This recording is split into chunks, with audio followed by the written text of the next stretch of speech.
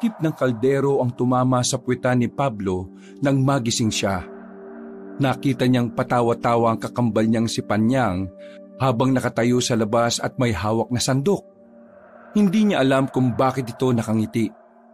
Gayong masakit ang pagtama ng takip ng kaldero sa puwetan niya. Sa inis, tumayo siya at kinuha ang walis tambo. Ibabato na sana niya yun sa kapatid, pero pagdating niya sa bakuran, nakita niyang nasa gilid pala nakaupo si Mang Robin, ang matandang kaibigan ng kanilang mga magulang, at ang matandang albularyo na gumagabay sa kanilang magkapatid mula pa bata sila. Tila ito na rin ang pangalawa nilang magulang. Sige, subukan mong gumante. Nandito si Tatay Robin. Bumuntong hininga na lamang si Pablo at inilapag ang walis sa gilid. Lumapit ito sa matandang lalaki at tumupo sa tabi nito. Kayo talagang magkapatid. Ganyan ba talaga kayo maglambigan kapag wala ako? Ito naman kasi si Panyang eh. Laging nagsisimula. Hindi ka lang nakakaganti eh. Pag alis ni Tatay Robin mamaya, nako, lagot ka talaga sa akin. Tama na yan. Baka mamaya magkasakitan pa kayo. Ay, siya nga pala. Kaya lang ako nandito para sabihan ka. Merong pagpupulong na gagawin ng mga albularyo mamayang gabi. Gusto mo bang sumama? Bagwa lang naman po akong albularyo eh. Ayos lang po ba yun? At saka, tungkol saan po pala yung pag-uusapan? Wala namang problema sa akin kung bago o matagal ka ng albularyo. Ang mahalaga nandun ka. Kailangan natin marinig ang mga sasabihin nila. Kasi tungkol ito sa isang matandang babae na gumagala rito sa atin. Nagbibigay siya ng masamang pangitain at babala. Nagdudulot siya ng takot sa mga tao. Kaya kailangan natin siyang mahuli at mapaalis dito sa baryo. Narinig ko na nga po yung tungkol dyan. Yung isa ko rin kasing kaibigan yung tiya niya. Pinagsabihan din daw ng masamang pangitain. Kaya nga mamaya, kapag may oras ka, sumama ka ha? Sige po, Tatay Robin. Wala naman po akong pasyente ngayong araw kasi pahinga ko eh. Pwede po ba akong sumama dyan? Bakit? Albularyo ka ba? Di naman Dito ka na lang sa bahay. Maglinis ka at maghanda ng pagkain. Para pagdating namin mamaya may makakain na agad kami. Wow! Kung makautos to, akala mo pinapasahod mo ako Ay nako, gawin mo na lang no, para naman matuwa ako sa'yo. Dumila na lamang ang dalaga. Para talaga silang mga batang lagi na lang nag-aasaran. Pero kahit na ganito, hindi may kakaila ng dalawa na talagang mahal nila ang isa't isa. Matibay ang kanilang samahan. Ang problema ng isa, problema nilang dalawa.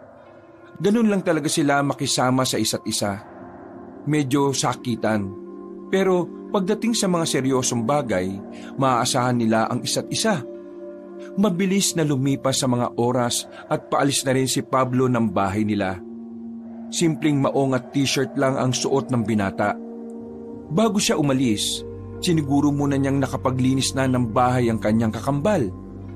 Panyang, aalis na ako Baka kanina pa naghihintay sa akin si Tatay Robin di umalis ka, pakiko. Kau talaga kahit kailan, wala kang kwentang kausap. O sige na, bye na. Lumabas na rin ang kanilang bakuran ng binata. Maya-maya pa ay naglakad na rin siya patungo sa terminal ng tricycle. Hindi naman sobrang layo ang pupuntahan niya. Kung tutuusin, pwedeng-pwede naman niya yung lakarin. Pero dahil nga nagmamadali siya, ay kailangan na niyang sumakay. Pagdating niya sa pagdadausan ng pagpupulong, nakita niya agad si Mang Robin. Sinenyasan siya nitong lumapit at tumabi sa kinauupuan ng matanda. Nagsisimula na po ba? Hindi pa. Hintay pa yung mga bigating albularyo. Mabuti naman po. Akala ko huli na ako Nadala mo ba yung lisensya mo? Opo, nandito sa akin. Lingid sa kaalaman ng lahat sa baryo nila, para maging isang ganap na albularyo, kinakailangan ng lisensya na siyang ginagawa ng mga nakatataas na albularyo. Ang lisensyang yon ay nagpapatunay na isang lehitimong albularyo ang nagtataglay nito. Ito ay para maiwasan ang pagpapanggap. para mas madaling malaman kung totoo bang albularyo ang isang tao o hindi. Mga ilang sandali pa ay dumating na rin ang kanilang hinihintay. Hindi nagtagal ay nagsimula na rin ang pagpupulong. Agad na tinalakay ang isang matandang babae na napag-alaman na isa palang mangkukulam. Ayon sa mga nagsasalita, ang matandang ito raw ay isang kupas na mangkukulam na nawala ng kapangyarihan. Hindi na nakagamit ng itim na mahika dahil sa nakalaban nitong albularyo noon. Pero ngayon, muli itong gumagala para lituhin at takutin ang mga tao. Nagbibigay daw ito ng nakakatakot na babala sa mga tao. Bagay na tingin ng mga albularyo, magiging problema yon sa kapayapaan at katahimikan ng kaisipan ng bawat isa. Natapos naman na maayos ang kanilang pagpupulong. Kahit na papaano ay marami din namang natutuhan si Pablo. Hindi lang naman kasi ang tungkol sa babaeng mangkukulam ang tinalakay nila. Marami ding napag-usapan tungkol sa kung papaano magpapaunlad ng kakayahan. Paano? Natatandaan mo naman siguro mga sinabi tungkol sa matandang mangkukulam kanina. Mauna na ako sa iyo. May aasikasuhin pa kasi akong isang pasyente. Gabi na po pasyente pa rin? Ganon talaga ang magaling, dinadaya. Alaga namang pauwiin ko yun mukhang galing pa sa malayong lugar. Isa pa, kailangan ko ng pera ngayon Sige na. Maraming salamat, Tatay Robin. Mag-iingat po kayo. Sumakay na rin ng tricycle ang matandang lalaki. Nagsimula namang maglakad ang binatang si Pablo. Marami-rami siyang nakakasabay na naglalakad, kaya kahit na papaano, hindi naman siya naiilang kahit na madilim ang daan. Isa pa, hindi siya maglalakas ng loob kapag mag-isa siya. Ang sabi kasi noon ni Mang Robin sa kanya, dapat ang albularyong baguhan hindi nag-iisa sa daan. Takaw tingin daw kasi ang mga kagaya ni Pablo para sa mga mababangis na nilalang. Gaya na lamang ng aswang. Nakarating naman ng baryo si Pablo ng ligtas. 8:00 na noon. Wala nang katao-tao sa labas. Maliban na lang sa mga bakura na merong mga nag-iinuman. Habang naglalakad, nagulat na lang ang binata nang biglang lumitaw sa gilid niya ang kaibigan na si Manuel. Nababahala ang reaksyon ng mukha nito. Pre, tulungan mo ako, pakiusap. Oh, bakit? Anong problema? Si Tia, nilalagnat, sobrang taas ng lagnat. Tapos, naglalaway at namumula mga mata. Nang marinig ni Pablo ang sinabing yun ni Manuel, hindi na siya nagsayang pa ng oras. Agad nilang pinuntahan ang kinaroroonan ng tiyahin ni Manuel. At pagdating na nga nila roon, inabutan niyang nakagapos na ang ginang sa haligi ng bahay. Nagwawala na ito. Naglalaway at nandilisik ang mga mata. Sabihin mo nga sa akin, ano nangyari bago ito? Ang sabi sa akin ni Mama, umalis daw yan si Tia. Tapos pag uwi niya, medyo nakakausap pa ng maayos. Pero nilalagnat na daw. Ang sabi niya nakita niya ulit yung matanda. Yung nagbibigay na masamang babala. Tapos yan, ganyan na kinabukasan. Wala pa ba siyang tinanggap na pagkain mula sa matandang yon? Pagkain? Teka. Naalala ko na. May nakita kong tinapay sa bag ni Tia nun. Kaunti lang ang bawas. Sige, ikuha mo ka ng maraming kalamansi. Magpakulo ka ng isang timbang tubig. Tapos, lagyan mo ng suka. Maganda rin kayo ng maraming asin Lagyan ng busal ang bibig niya kung kaya nyo. Babalikan ko kayo. Kukunin ko lang yung mga gamit ko. Gagamutin natin ang Tia mo, pre. Naku, sige. Maraming salamat, pre. Nagmamadaling umuwi ang binata. Pagdating niya sa kanila, ay nagulat sa kanya si Panyang dahil sa pagkataranta niya. Ano ba problema mo? May kaaway ka ba? Yung Tia ni Manuel, nayanggaw. Ha? Nayanggaw? Yung ginagawa ng mga aswang para gawing aswang din ng isang normal na tao? Oo, ganun nga. Kaya kailangan ko magmadali. Pabot nga ng maliit kong baul doon sa ilalim ng kama ko. Bilis! Natataranta rin ng dalagang si Panyang. Nang makuha na ni Pablo ang lahat ng kanyang gamit, dali-dali na rin siyang tumungo sa kanyang kaibigang si Manuel. Hindi na siya nagpatumpik-tumpik pa. Sinimulan na niya ang panggagamot. Inihiga nila ang ginang sa lamesa. Tinalian ng kamay at paa. Hinalo na nila ang asin at suka sa maligamgam na tubig. Pinilit namang ibuka ni Pablo ang bibig ng ginang at saka pinainom ang katas ng kalamansi. Sa ginawang yun ng binatang albularyo, tila nasaktan ng ginang. Sigaw ito ng sigaw na parabang nababaliw sa sakit. Pre, ayos lang ba talaga siya? Huwag kang mag-alala, normal yan. Yung kalamansi nakakatulong yun para patayin ang bakterya na gawa ng yanggaw. Pero hindi lahat nawawala sa katawan niya, kaya kailangan ko ng paraan na susuporta dun. Pakipunasan siya ng bimpo na sinawsaw dyan sa maligamgam na tubig. Habang nagriritual ako, huwag kayong gagawa ng kahit na anong ingay ha. Iwasan nyo rin na masanggi ako. Ituon nyo lang yung atensyon nyo sa ginang na yan. Hayaan nyo na lang ako at huwag nyo akong papansinin ha.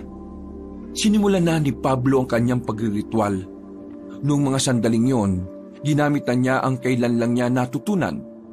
Isang mabisang pangontra sa mga itim na salamangka o sa mga masasamang gawain ng mga aswang sa katawan ng isang tao. Habang sinasagawa niya ang ritual, umaagos ang dugo sa ilong ng binata. Ibig sabihin nito, hindi pa handa ang katawan niya para sa ganoong kabigat na ritual. Pero walang magagawa si Pablo sa mga sandaling yon. Kailangan niyang isagawa yon bago pa mahuli ang lahat. Kapangyarihan ng batalang mabagin at maawain, tulungan mo akong ibalik sa dati ang ginang na ito. Siya ay biktima ng kasamaan. Ibalik mo sa kanya ang diwa ng kabutihan. Paulit-ulit na sinasabi ni Pablo ang mga salitang yon. Mga ilang sandali lang ay nakita na lamang niyang hindi na nagwawala ang ginang. Nakadilat pa rin ang mga mata. Nanlilisik pa rin pero tila nangihina na. Kinuha na ni Pablo ang maliit na punyal. Halos kasing haba lang din ito ng krayola. Ihanda niyo ako ng bulak at panapal. Kailangan kong paagasin sandali ang dugo niya. Kailangan makasingaw para makalabas ang itim na salamangkang nasa katawan niya. Kinuha ni Pablo ang kamay ng ginang. Marahan niyang hiniwa ang palad nito. Sa puntong ito, nagsumigaw ulit ang tiyahe ni Manuel. Pero kalaunan ay humihinahon na rin ulit. Tiningnan ni Pablo ang mga mata ng ginang. Nakita niyang bumalik sa dati ang mga mata nito. Nawala na rin ang mga ugat na umuumbok sa bandang sentido at sa leeg nito. Pre, anong nangyari? Ayos na siya. Nasa maayos na siyang kalagayan. Wala nang yanggaw sa katawan niya. Pati na rin ang itim na salamangka. Pre, maraming salamat. Uy! Pre, ayos ka lang ba? Nataranta si Manuel nang biglang nawala ng malay si Pablo. Kinaumagahan paggising ng binata, nakabalik na pala siya sa kanilang bahay. Naririnig niya sa labas si Manuel at Panyang na nagkukwentuhan. Habang si Mang Robby naman ay nasa gilid niya na nagkakape at nagbabasa ng dyaryo. Gising ka na pala. Kumusta ang pakiramdam mo? Ayos naman na. Medyo nahihilo lang. Ginamit mo kasi kagad yung pangontra sa yanggaw ng ritual, kaya nawalan ka ng malay. Hindi kinaya ng katawan mo. Wala kasi ako magagawa eh. Yun lang ang paraan para mailigtas ang tiyahin ni Manuel. Tama lang naman ang ginawa mo. Bayani ka sa parting yon. Pero sa susunod, pag-aralan mo ang iba pang paraan para hindi nalalagay ang buhay mo sa alanganin. Ay, siya nga pala. Nabanggit na sa akin ni Manuel ang tungkol sa nangyari sa tiyahin niya. Yung matandang mangkukulam na hinahanap nating lahat, may kakayahan din pala siyang mangyanggaw. Kailangang malaman ito ng buong samahan. Isang malaking banta ang kalaban na may kakayahang gawing aswang ang normal na tao. Tay Robin, tingin niyo po, ano po kayang dahilan at bakit siya nangyayanggaw? Kung hindi naman siya aswang at mangkukulam lang siya, isa lang naman ang nakikita kong dahilan. Galit siya sa mga albularyo at gusto niyang guluhin ang buhay nating lahat. Aswang ang gagamitin niya para sa panggugulo. Talagang kailangan na nating mahuli ang mga yan. Baka mamaya marami pa siyang mabiktima. Mamaya, pupunta ako sa kampo. Ipapaliwanag ko sa kanila ang nangyari. Nang sa ganon, maabisuhan ng mga tao na kahit na anong mangyari, huwag silang kakausap na matandang babae na hindi nila kilala. Mas mainam din na huwag nang tatanggap ng pagkain mula sa hindi nila kamag-anak. Pumasok sa loob si Manuel at agad naman itong lumapit sa kanila. Umupo ito sa gilid ng kama ni Pablo. Pre, maraming salamat nga pala sa ginawa mo para kay Tia ah. Maayos na siya ngayon. May malay na siya at nakakausap na rin namin. Walang anuman. Albularyo ako, pre. Trabaho ko yon. At isa pa, kaibigan naman kita eh. Hindi ko naman pwedeng hayaan na magkaganon ng tiyahin mo. May nasabi nga pala sa akin si Tia kanina. Tungkol saan? Bago siya magising kanina, nakita niya matandang babae sa panaginip niya. Sinasabi na matandang yun na meron daw sa baryong ito ang isinumpang maging aswang. Magiging aswang daw ang taong yun. Kapag ang buwan daw bilog at kulay dilaw. Isinumpang tao? Sino naman kaya yun? Huwag niyong isipin yan. Hindi dapat tayo nagtitiwala sa sinasabi na matandang yan. Dahil mangkukulam siya at nakakagamit siya ng itim na salamangka. Hindi malabong may kakayahan din siyang makapasok sa panaginip ng mga tao. Maging sa panaginip, gusto niyang magdulot ng katatakutan sa lahat. Tama si Tatay Robin. Kaya sabihin mo na lang sa tiyahin mo na wag na lang niyang iniisip ang tungkol doon. Magpalakas na lang siya ulit. Alam kong nawalan siya ng lakas dahil sa pagpapalis ng yanggaw sa katawan niya. Makalipas ang ilang minuto, umalis na rin si Mang Robin at Manuel. Natira na lamang ang kambal noong mga sandaling yon. Magkaharap na sila sa pagkainan. Ayos ka na ba? Oo, ayos na ako. Pero kailangan ko pa rin talaga magpahinga. Ikaw, ayos ka lang ba? Napapansin ko, parang kanina ka pa namumutla eh. Nakatulog ka ba kagabi? Parang sumama nga ang pakiramdam ko eh. Hindi ko alam kung bakit. Pasensya ka na. Mukhang napapagod ka yata rito sa gawaing bahay eh. Huwag ka mag-alala. Kapag gumaling na ako at nakabalik na ako sa pagtanggap ng pasyente, tutulungan na kita ulit. Hindi naman ako napapagod dito sa bahay. Paglilinis lang naman ang ginagawa ko eh. Pero kahapon lang, naramdaman ko na parang bumibigat ang pakiramdam ko. Tapos itong bato ko, minsan bigla na nang sumasakit. Oh, bakit? High blood ka ba? Kapag ba high blood, umiinit ang bato? Ha? Ganun kasi ang nararamdaman ko minsan. Tapos, alam mo ba, madalas din akong managinip ng mga nakakatakot. Partikular, mga aswang. Parang nila akong hinahabol. Bakit ngayon mo lang to sinabi sa akin? Pambihira ka naman, oh. Sasabihin ko na nga sana sa iyo kagabi ang kaso. May nangyari naman sa iyo. Ano pa ba yung iba mong nararamdaman? Wala na. Hindi ka ba nilalagnat? Naglalaway? Hindi naman ako kagaya ng tiyahin ni Manuel, no? Wala naman akong kinain na pagkain na galing sa ibang tao. Naniniguro lang tayo. Kasi alam mo ba, ang matandang pinag-uusapan namin ay nangyayanggaw yun. May kakayahan din siyang makapasok sa panaginip ng isang tao. Kumahuntangon na lamang si Panyang. Nakikinig naman to kay Pablo. Mula kasi nang maging albularyo ang binata, malaki na ang tiwala sa kanya ng dalaga. Kumbaga, halos lahat na lang ng problema ni Panyang sa kanya na kinukonsulta.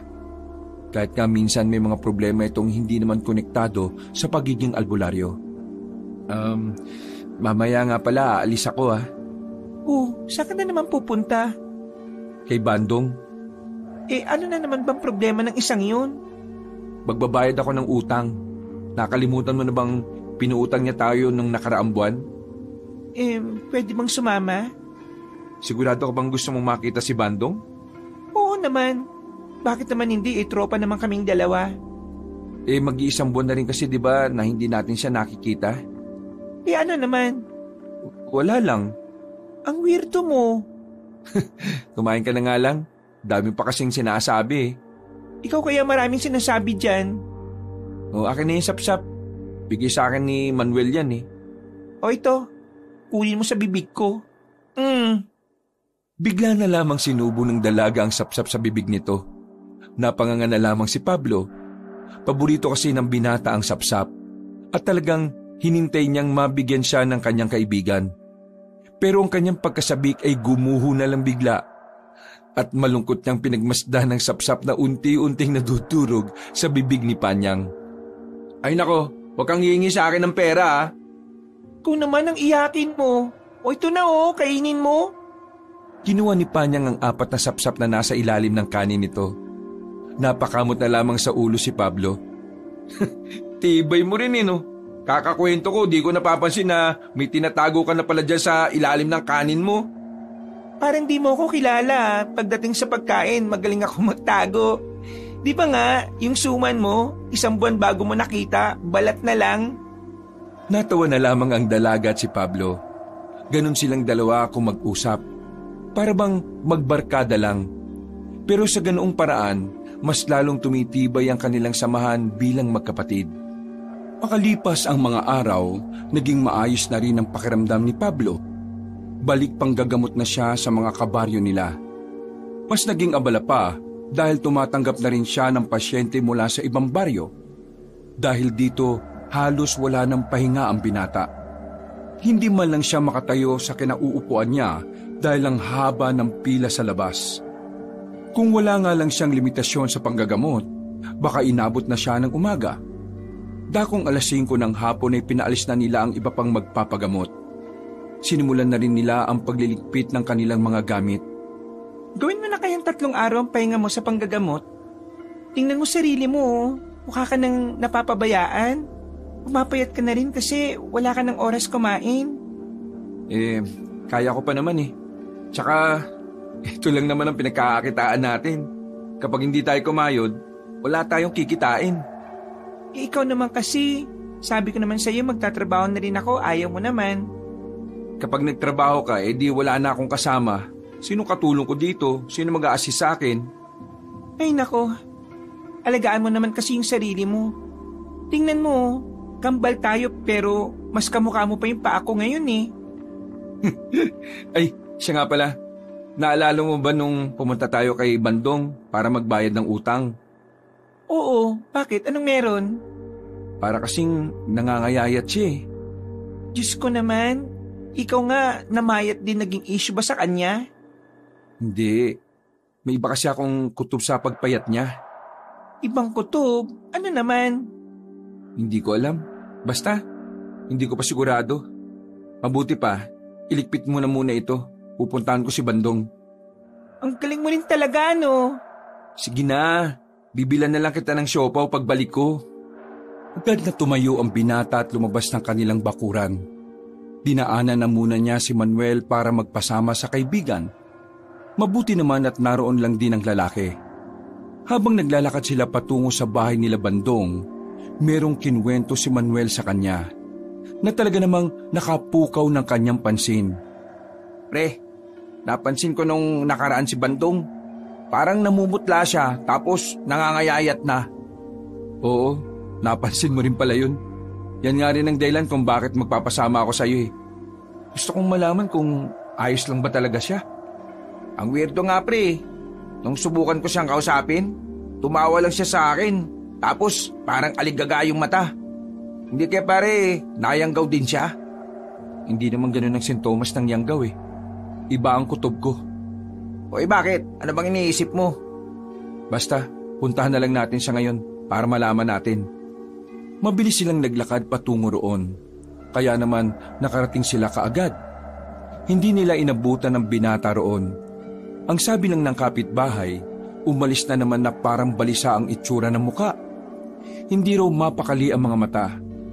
Parang laging may hinahanap sa kung saan. Kaya naman, hindi na tuloy maiwasang isipin ni Pablo na baka nga tama ang hinala niya. Lintik talagang Bandong to. Kung saan-saan na naman nagpupunta. Pre, ayoko sanang isipin to pero paano kung nalululong na sa droga ang kaibigan natin?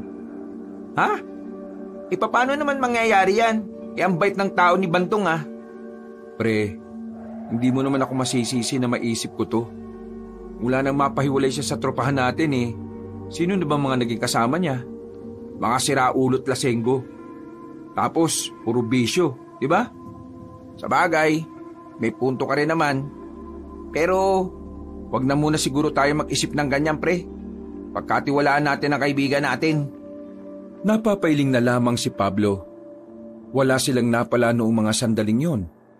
Pagbalik niya ng bahay, naabutan niya si Panyang sa gilid.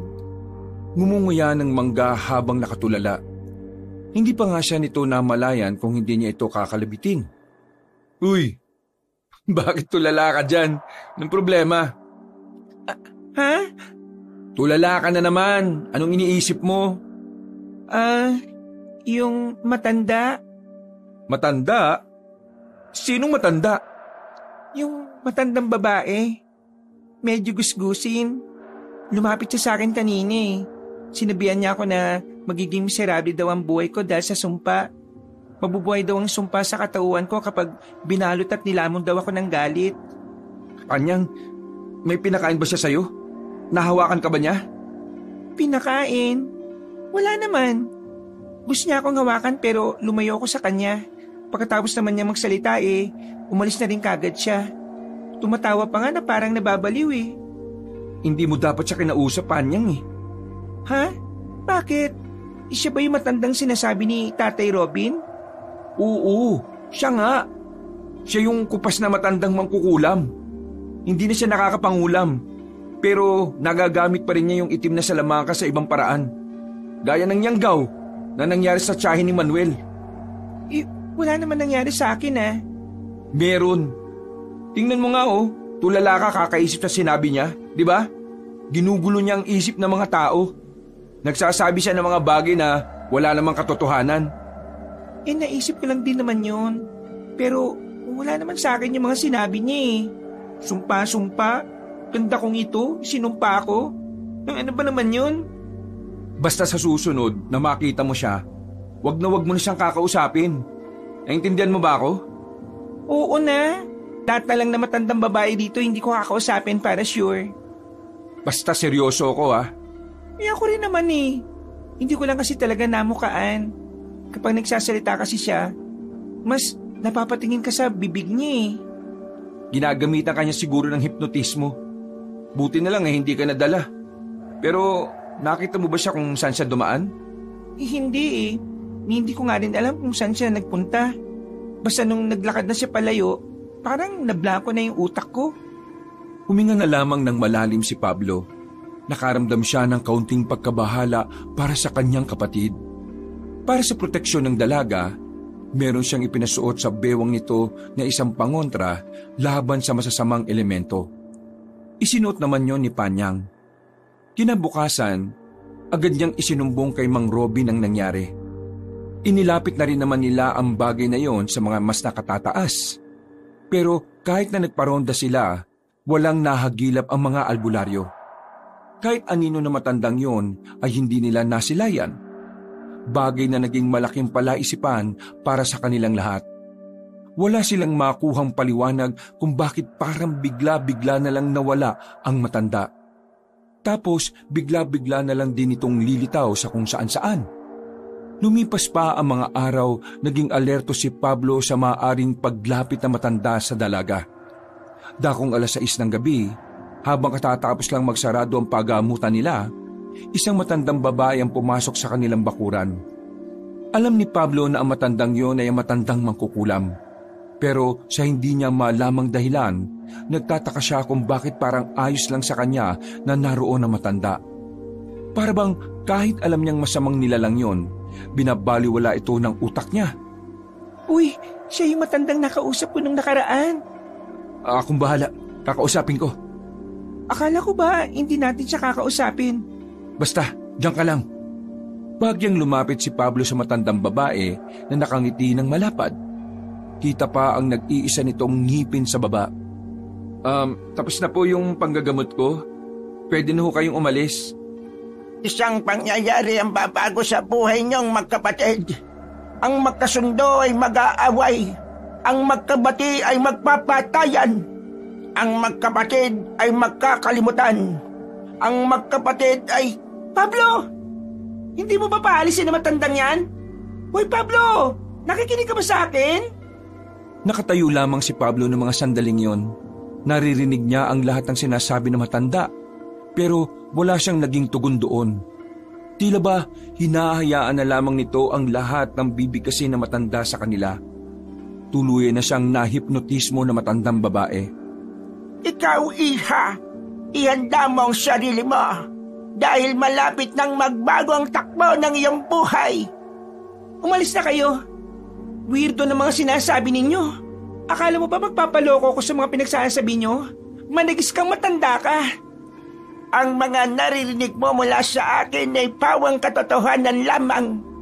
Dapat nga ay magpasalamat ka sa akin dahil binibigyan kita ng ideya sa magiging kapalaran mo. Iha, ikaw ang sasalo ng sumpa ng angkan ko sa angkan ninyo. Tama? Ikaw ang sasalo. Ikaw ang magdurusa dahil sa pagiging makasarili ng iyong angkan. Ikaw ang magiging kawawa. Ikaw ang magiging masama. Ikaw ang magiging dahilan kung bakit ang baryong ito ay tatakasan ng katahimikan. Kung bakit ang kapayapaan ay hindi nyo na masisilayan. Nakaramdam na ng kaba ang babae sa mga sandaling yon. Hindi na rin niya alam kung papaano ibabalik sa katinuan si Pablo. Kahit kasi anong gawin niyang kurot sa tagiliran nito ay walang talab. Mabuti na lamang ay biglang dumating si Mang Robin. Sa isang iglap naman na wala na ang matandang babae. Wala yung iniwang bakas.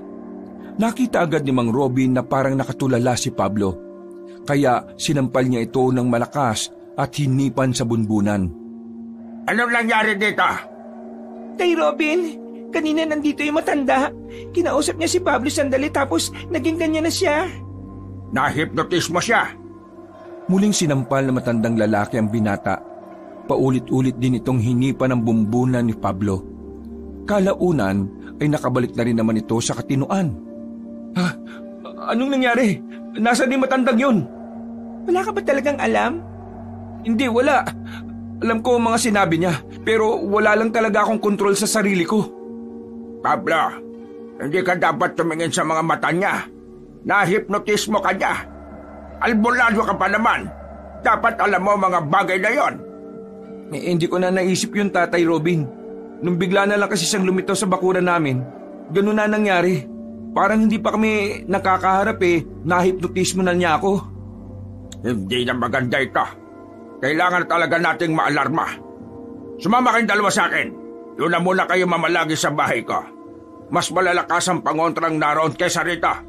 Hindi siya makakalapit sa bahay ko. Naglakad na sila nung gabing yon patungo sa bahay na matanda. Habang tinatahak nila ang daan, nakaramdam sila na parang merong sumusunod sa kanila. Inilabas na ni Mang Robin ang kanyang punyal. Palingon-lingon sila sa paligid. Sila ka man! Huwag mo lang tangkain! Mamamatay ka lang! Nang sabihin ni Mang Robin ang mga salitang yon, hindi na sila nakarinig ng mga kaluskos at tiyabag ng paa. Aminadong kabado ang kambal sa mga sandaling yon. Hindi dahil baka merong masamang loob na sumusunod sa kanila, kundi dahil sa posibilidad na baka may iba pang nayanggaw ang matandang mangkukulam. Malaki kasi ang tsansa na magkaroon ng aswang sa baryo nila dahil sa yanggaw. Nakarating naman sila ng maayos sa bahay ni Mang Robin. Maayos at malinis naman ang bahay nito. Mag-isa lang din naman kasi ang matanda. Wala itong pamilya. Tumanda na lamang itong binata. Hanggang hindi pa nahuhuli ang matandang yon, hindi ka na muna pwedeng umalis dito, Panyang. Po, sandali lang, Tay Robin. Bakit ako lang? Siya. Mas delikado ang buhay mo kasi wala kang alam sa mga nangyayari. Baka mamaya mabiktima ka na matanda. Sumunod ka na lang kay Tatay Robin. Ayaw mo naman sigurong mayanggaw ka ng matandang yun, di ba? Oo na. Ano pa ba magagawa ko? Huminga na lamang ng malalim si Panyang. Maya-maya lang din ay nakapagpahinga na rin ito. Habang si Mang Robin at Pablo ay nanatiling gising. Hindi makatulog ang dalawa sa dami ng nangyayari. Pinag-usapan lang nila ang mga bagay na maaaring makatulong sa pagdakip sa matanda. Kapag hindi natin nahuli matanda, baka tuluyang umusbong ang aswang dito sa atin. Base pa naman sa pagkakaobserba ko sa tiyahin ni Manuel mabangis ang aswang na magiging biktima ng yanggaw. Naabisuan naman na natin ang ibang tao. Pero sana, lahat sila ay hindi maging tanga para wala nang mabiktima pa ng yanggaw. Kasi kung magkataon malaking problema ito. Napapailing na lamang si Pablo. Bigla niyang inisip ang kanyang kapatid. Naiisip niya palang na mabibiktima si Panyang at magiging aswang, parang hindi na niya ito kakayanin. Hindi niya kasi kayang sakta ng babae kahit na maging aswang ito. Pero sa patakaran kasi ng mga albularyo, lahat ng kampo ng kadiliman ay marapat lang napaslangin. Yun ang bagay na ayaw mangyari ni Pablo. Kaya hanggat maaari, ilalayo niya si Panyang sa kahit na anumang posibilidad na mayanggaw ito. Kinabukasan, nagpaalam si Mang Robin at Pablo sa dalaga. Kailangan kasi nilang umalis na muna para pumunta sa pagpupulong. Sa kanilang paglalakad, bigla na lamang nilang nakasalubong ang binatang si Bandong. Wala itong tsinelas, payat na rin, humpak ang pisngi at dilat ng mga mata. Unang tingin pa lamang nila, alam na kagad nilang lulong ito sa ipinagbabawal na gamot. Kahit na ganoon, nag-alala pa rin si Pablo. Hintuan niya ang kaibigan at pinilit kausapin. Bandong, ano ba nangyari sa'yo? Bakit ka nagkakaganyan? Marahang lumingon si Bandong sa kanila at saka tumawa ng malakas. Nakakaloko ang tawa nito. Nakaramdam siya ng inis, pero inintindi na lang niya dahil mukha namang wala sa sarili ang kanyang kaibigan. Bandong, naririnig mo ba ako? Are, tignan mo oh. Yung baboy lumilipad. Pablo, wala sa sarili ang kaibigan mo. Ganyan talaga nangyayari kapag napapatropa sa mga siraulo din.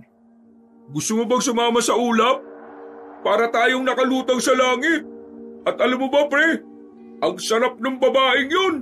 Ang sarap. Tikman ko kaya. Pero mas masarap sa ulap eh.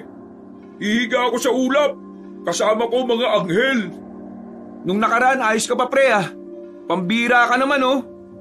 Ayos? Papaayos ka ng sasakyan? Sige, aayusin ko. Aayusin ko kahit walang sira. Gusto mo sirahin ko pa para maayos eh, no? Ay, Bandang, magparehab ka na kung gusto mo mabuhay ng matagal. Rehab? Diyos, gawa-gawa lang ng tao yan. Hindi totoo rehab. Ang totoo yung ulap. Ayun oh, yung baboy nandun na sa ulap. Lagya, ang bilis niya palang lumipad. Napapailing na lamang sila sa sinasabi ni Bandong. Hinayaan na lamang ni Pablo na maglakad ng lalaki. Gustuin niya man itong tulungan pero alam naman niyang hindi siya ang maaaring tumulong doon. Wala naman siyang kaalam-alam kung papaanong maibabalik sa katinoan ng isang taong lulong na sa droga. Ang tanging may kaalaman lang sa ganoon ay ang kinauukulan. Mabigat ang pakiramdam ni Pablo dahil kay Bandong. Hindi niya matanggap na tuluyan ng naligaw ng landas ang lalaki. Naawa siya sa kaibigan niya. Wala rin kasi yung pamilya na iintindi sa kanya. Lahat ng pamilya ni Bandong ay inabandona na siya. Hintayin mo ako, Bandong ha. Tutulungan kita. Kailangan ko lang itong unahin. Tumuloy na lamang sila sa kanilang pagpupulong. Nagdeklara na ang mga nakatataas ng tinatawag nilang Red Alert. Ibig sabihin nito, magtatalaga na sila ng mga tao sa bawat sulok ng baryo. Tigalawang albularyo at manunugis ang tatambay sa bawat kanto. Magkakaroon na rin ng roronda sa kagubatan. Lahat din ang magiging kahina-hinala ang galaw, kahit na hindi matandang babae ay iimbestigahan. Sa sobrang galing kasi na matandang yon sa paggamit ng itim na salamangka, naiisip na rin nila na baka may kakayahan na rin itong makapanggaya ng anyo. Umuwi na muna tayo sa bahay at nang makapagtanghalian na muna. Mamaya na tayo sasama sa mga maglilibot. Mas maganda kung gabi para hindi mainit. Opo, abuti pa nga po. Nagugutom na rin ako eh. Nagmamadaling makabalik ng bahay ang dalawa. Pero pagdating nila roon, narinig nilang umiiyak ang babaeng si Panyang sa loob. Mabilis siyang pumasok at naabutan niyang punit na ang damit ng dalaga. May dugo rin sa bandang hita nito. Ang pang-ilalim na suot sa pang-ibaba ng dalaga ay nasa sahig. Panyang, anong nangyari? Sinong gumawa nito sa'yo? Nanginginig ang kamay ni Panyang. Hindi to makapagsalita. Sabihin mo sa akin, sinong may gawa nito sa'yo? Kumalma ka, Pablo. Mas lalo siyang hindi magsasalita kung tataasan mo ang boses mo. Ako na dyan. Huminga ng malalim si Mang Robin. Hinawakan ni Mang Robin ang kamay ng dalaga at saka nagsalita. Panyang, anak, sabihin mo sa amin kung sino ang gumawa nito sa iyo para matulungan ka namin. Si Bandong, siya ang gumawa nito sa akin. Pinagsamantalaan niya ako. Wala na siya sa katinuan. Halos gumuho ang mundo ni Pablo ng mga sandaling yon. Hindi niya masukat ang galit na nararamdaman niya. Ang awa na nararamdaman niya para sa kaibigan, napalitan na yun ng pagkamuhi.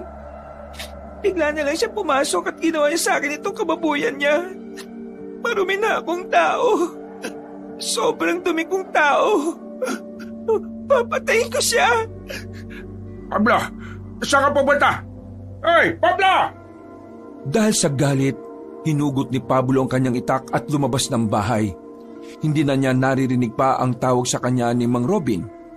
Ang tanging tumatakbo sa utak niya ay pagbayarin ng kaibigan niyang si Bandong.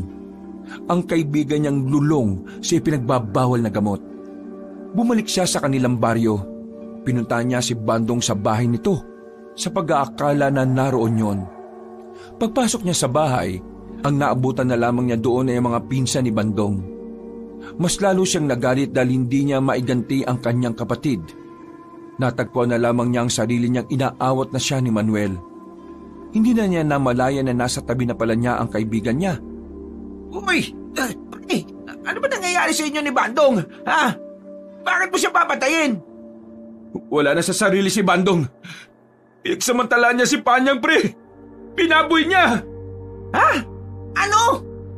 Kakalimutan ko na kung ano man ang pinagsamahan namin. Hindi ako papayag na ganun lang. Papatayin ko siya. Papatayin ko siya ngayon kapag nakita ko siya. Ikaw naman ang makukulong eh. Wala na akong pakialam. Naririnig mo ba sarili mo, pre? Kapag nakulong ka, mas lalong mahihirapan ang kapatid mo na makausad sa nangyari. Wala na siyang ibang sasandalan, pre. Ikaw lang. Ano ba? Tinapik ni Manuel ng malakas ang dibdib ni Pablo. Maya-maya lang din ay medyo kumalman na rin ang kalooban ng binata. Pero hindi pa rin nawawala ang galit nito. Pre, huwag kang padalos-dalos. Isipin mo rin ang kapatid mo. Bumuntong hininga na lamang si Pablo. Napagtanto niya na tama si Manuel. Mas lalo lang lalala ang sitwasyon kapag nakagawa siya ng maling desisyon. Ilalapit natin sa batas ang nangyari, pre. Sila na ang bahalang pagbayaran si Bandong. Nung mga sandaling yon, binalikan na lamang niya si Panyang. Maghapon na tulala ang dalaga. Hanggang sa gumabi, hindi pa rin ito nagsasalita. Umiiyak lang ito habang nakatingin sa malayo. Hindi maiwasan ni Pablo na magalit.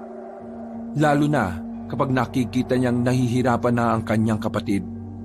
Pablo, ikaw na munang bahala sa kapatid mo, ha? Magpapahinga lang ako. Gisigid mo na lang ako sa taas kapag kailangan mo ng tulong ko.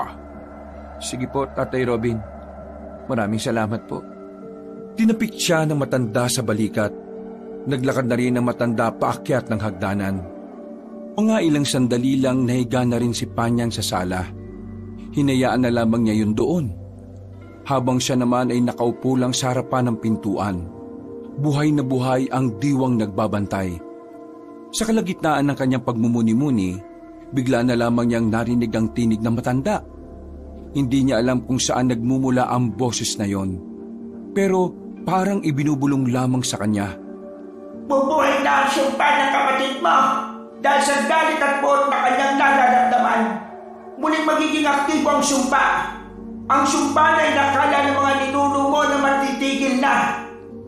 Pero nagkakamali sila. Ang sumpa ay matitigil lang kapag napatay nyo na ang huling miyembro ng angkan namin. At ako yon! Tumungo na si Pablo sa bakuran. Inilabas na niya ang itim na rosary. Isinuot niya yun para gawing pangontra sa maaaring pag-atake na matanda. Nasaan ka? Magpakita ka! Wala siyang marinig na kahit na anong tugon. Tanging ang paghagikik lang ng matanda ang naririnig niya. Hanggang sa makalipas ang 1 minuto, tuluyan nang nawala ang tinig ng misteryosong matanda. Aminadong kinabahan ng binata, pero mas kinakabahan siya sa sinasabi nito sa kanya. Napatingin siya kay Panyang na masarap na ang tulog. Bigla na lang niyang naisip ang tungkol sa sumpa. Pero maya-maya lang, naalarma na lang si Pablo nang makitang sumigaw ng malakas ang kanyang kapatid. Dahil dito ay nagising na rin na matandang si Robin. Agad nilang nilapitan ng dalaga. Dinadaing nito ang sakit ng batok.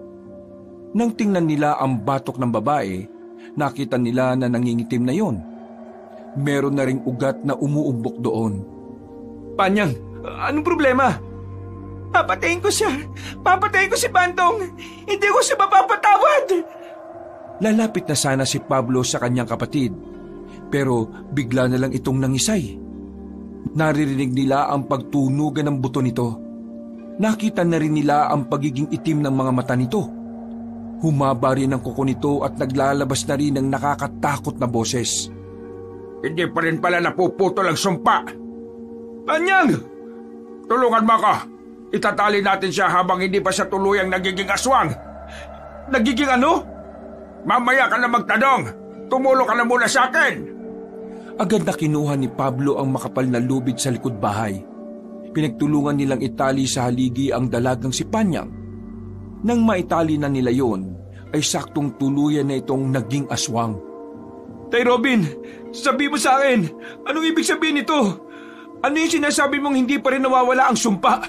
May kinalaman ba to sa sumpa na sinasabi ng matandang babae? Huminga ng malalim ang matandang si Robin. Palagay niya, ito na rin ang tamang panahon para ipaalam kay Pablo ang katotohanan. Tatanggapin ko kung magagalit ka sa akin. Pero inilihim ko sa inyo ito dahil yun ang habilin sa akin ng inyong ama bago siya mawala. Ligid sa kaalaman ninyo, ang angka ng iyong ama ay merong nakalaban na angkan ng mga mangkukulam noon. Nagawa niyang talunin ang mga mangkukulam. Pero bago mawala ang mga yon, ay nag-iwan ito ng sumpa. Nung una isa sa mga kamag-anak mo na babae ang tinablan ng sumpa. Hanggang sa napasa na ng napasa sa mga anak na babae. Lahat sila ay naging aswang. Yung kasi ang sumpa ng mga mangkukulam. Pero nakagawa ng paraan ng lolo at lola mo at nagawa nilang pigilan ng sumpa.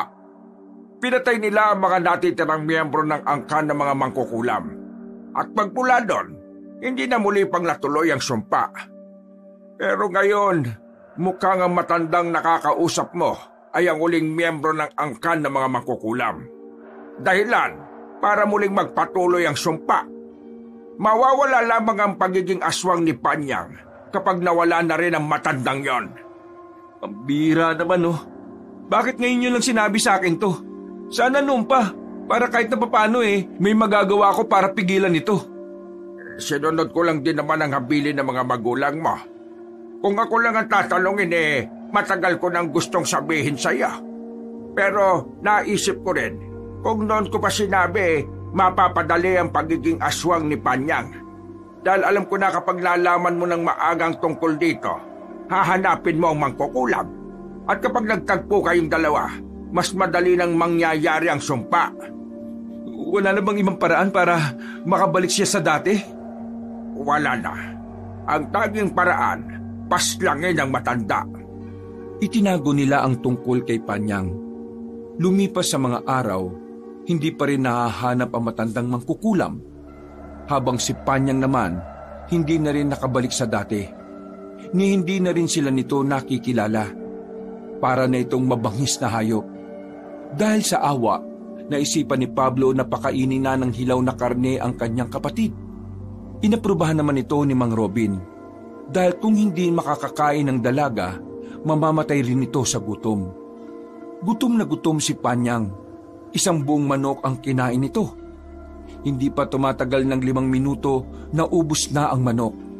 Tila nagkaroon naman ng pag-asa ang dalawa nang makita nilang bumalik na sa normal ang mga mata ng dalaga. Panyang, naririnig mo na ba kami? Bakit ako nakatali? Nagkatinginan si Pablo at Mang Robin. Ipapaliwanag na sana ni Pablo ang mga nangyari pero nagulat sila sa inasal ni Panyang. Wala niyo ako dito! Papatayin ko si Bandong! Hindi pwedeng kumalagala siya na malaya habang ako nagdurusa sa ginawa niya. Papatayin ko siya! Walang makakapigil sa akin ngayon. Hindi na ako pangkaraniwang nilalang. Alam mo na kung ano ka? Naririnig ko ang boses niya. Sinasabi niya sa akin ang lahat ng hindi niya sinasabi sa akin. Isa akong aswang. Dahil ako ang sumalo ng sumpa ng punyetang angka na ito. Ako ang nagdurusa. Pero hindi ako papayag na pagdusahan ko ang pagiging aswang na ito. Dahil gagawin ko ang lahat para mapas lang ang matandang yon. Lalong-lalo nang sinaulong si Bandong! Panyang, makinig ka. Kahit na naging aswang ka, pwede ka pa rin maging mabuti. Huwag mong gamitin yan sa kasamaan. Pwede pa rin maging mabuti? Naririnig mo ba ang sarili mo, Pablo? Magiging mabuti ako sa taong lumapastangan sa pagkababae ko. Naririnig mo ba ang sinasabi mo? Palibhasa, hindi kayo nakakaramdam. Hindi kayo nakaramdam na parang inuubaran pati ang katauhan ko. Wala kayong pakialam sa gusto kong gawin. Gagamitin ko ang sumpang ito para pagbayarin lahat ng taong walang magawang mabuti. At lahat ng taong magtatangka na saktan ako. Nawindang si Pablo sa kanyang nasasaksihan. Hindi niya inakala na magiging ganun na ang kanyang kapatid. Sobrang layo nito sa pagkakakilala niya. Panyang, gumising ka! Hindi ikaw yan! Hindi ganyan ang Panyang nakilala namin! Wala na ang Panyang nakilala nyo. Ang Panyang na kinakausap nyo ngayon ay ang Panyang na napuno na ng galit. Pinaboy niya ako at pinaglaruan ng matandang yon ang kapalaran ko. Papatayin ko sila. Papatay ko lahat ng magiging adlang sa mga plano ko. Hindi na kinaya ni Mang Robin ang kanyang nakikita.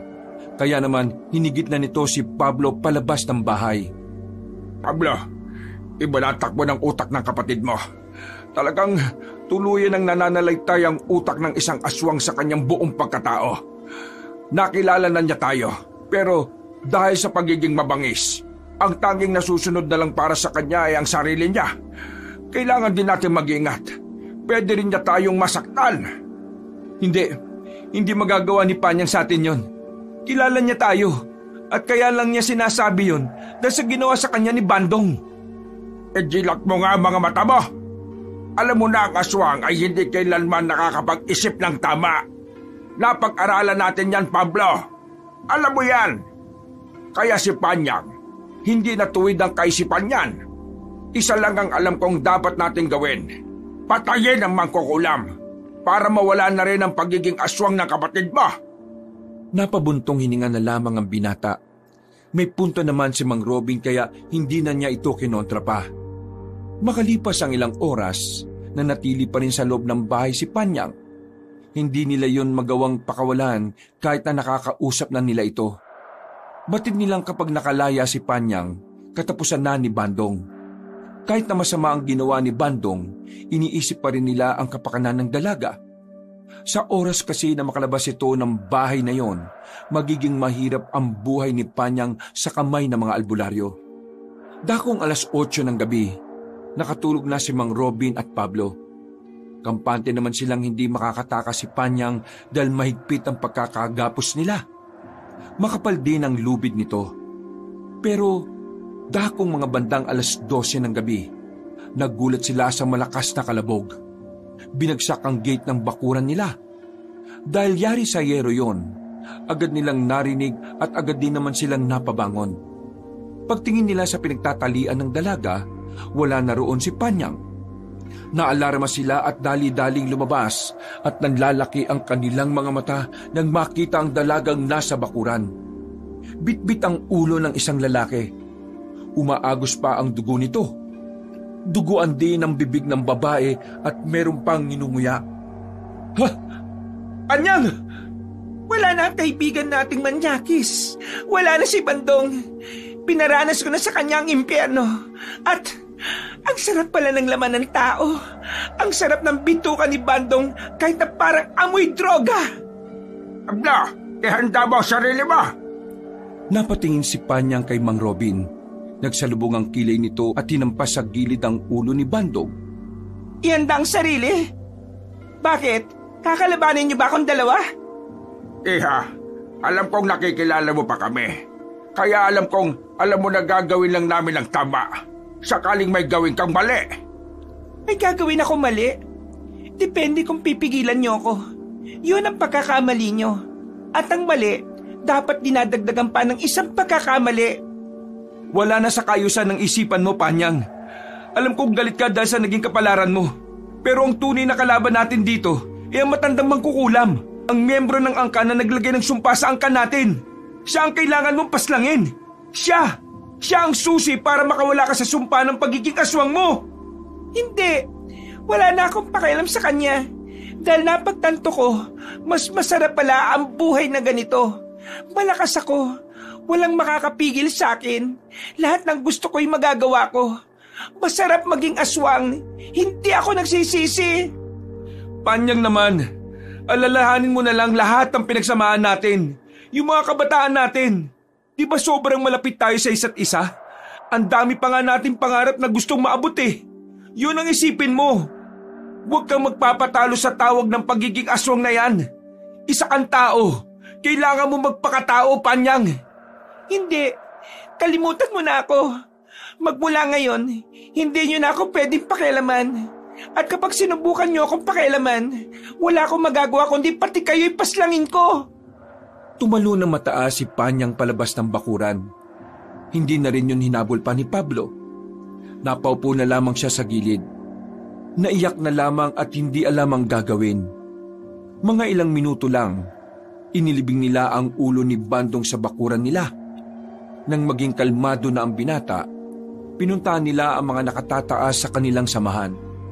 Sinabi nila agad na naging aswang ang kapatid ni Pablo. Pero hindi nila sinabi ang tungkol sa sumpa. Binanggit lang nila na si Panyang ay naging biktima ng yanggaw. Dahil dito, nagsimula na ring ipahanap ang dalaga. No choice na si Pablo kahit masakit sa kanya. Kailangan niyang labanan ang kanyang emosyon. Kailangan niyang gawin ang tama. Hindi niya hahayaang makapambiktima ang kanyang kapatid. Dapat bago siya mapuksa ng mga kasabahan natin, mahanap na natin ang matandang mangkukulam. Kailangan natin siyang mapatay para mawala na ang sumpa. Sana kapag nagawa na natin yon, hindi pa huli ang lahat. Tatay Robin, tingin niyo babalik pa sa normal ang lahat? Magtiwala lang tayo sa Panginoon. Alam kong ginagabayan na tayo. Tahimik lamang ang lalaking si Pablo. Umuwi na muna siya ng bahay. Pagpasok niya sa kanilang bahay, bigla niyang na-miss si Panyang. Naalala niya ang lahat ng masasayang sandali nila ng dalaga. Napaupo na lamang siya sa gilid. Nararamdaman na lamang niyang tumutulo na ang luha niya. Mabigat sa dibdib ang mga pangyayari. Hindi niya matanggap na ang masayang pamumuhay nila magbabago dahil lang sa isang sumpa. Ang sumpa na wala naman silang kinalaman. Humarap siya sa larawan ng kanyang ama na nakadikit sa dingding. Ay, bakit ganito? Bakit kami mga nasa henerasyon na ito ang naghihirap dahil sa lintik na sumpa na yon? Ano ba kasi ang nangyayari noon? Bakit ba kayo nagkaroon ng angkan ng mga mangkukulam? Tingnan niyo, ang walang kamalay-malay na si Panyang, isa ng aswang. At magiging siya na ang numero 1 kalaban dito ng mga albularyo sa mga susunod na araw. Galit ng galit ang binata. Nasusuntok na lamang niya ang pader. Kahit na isa siyang albularyo, wala rin naman siyang magawa. Hindi niya rin naman alam kung saan matatagpuan ang matandang mangkukulam na kailangan nilang paslangin. Napalingon ng binata sa pintuan nang marinig niya ang tinig ng kanyang kaibigan na si Manuel. Pre, alam ko na nangyari. Kinuwento na sa akin ni Mang Robin lahat. Pre, pasensya ka na. Wala rin ako magawa eh. Pero, sasamahan kita, pre. Maraming salamat, pre. Pero, ayos lang ako. Ayaw kitang madamay sa gulong ito. Alam ko kung gaano kabigat ang dinadala mo ngayon, pre. Lalo na't ganun pala nangyari kay Panyang. Kaya, pre, kailangan mo nang makakausap ngayon. Tumangutango na lamang si Pablo. Inayaan na lamang niya si Manuel. Napagtanto niyang mababaliw nga talaga siya kapag wala siyang kasama o kausap. Makalipas lang ang ilang araw, hindi na muling nagparamdam pa sa kanila si Panyang. Pero nagpatuloy pa rin ang kanilang paghahanap sa matandang mangkukulam. Kahit na hindi naman yun ang utos sa kanila ng nakatataas, mas prioridad na kasi si Panyang na mahuli. Marami na rin ang mga albularyo ang nagiging interesado sa dalaga, ngunit halo-halong dahilan lang din kung bakit. Kumusta ang lakad yung dalawa? Wala pa rin bang balita? Kagabing yun, kararating lang ni Pablo at Manuel sa bahay ni Mang Robin. Galing ang dalawa sa bayan. Nagbakasakali kasi silang doon tumungo ang matandang mangkukulam.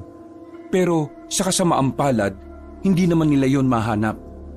Wala pa rin pong magandang balita. Lahat na kasi yata ng kasulok-sulukan ng bayan napunta na namin. Pero wala naman yung matanda. Kumusta naman ang paghahanap kay Panyang? Wala pa rin bang balita? Wala pa rin. Pero inisa-isa na ng mga kasamahan natin ng mga kabundukan.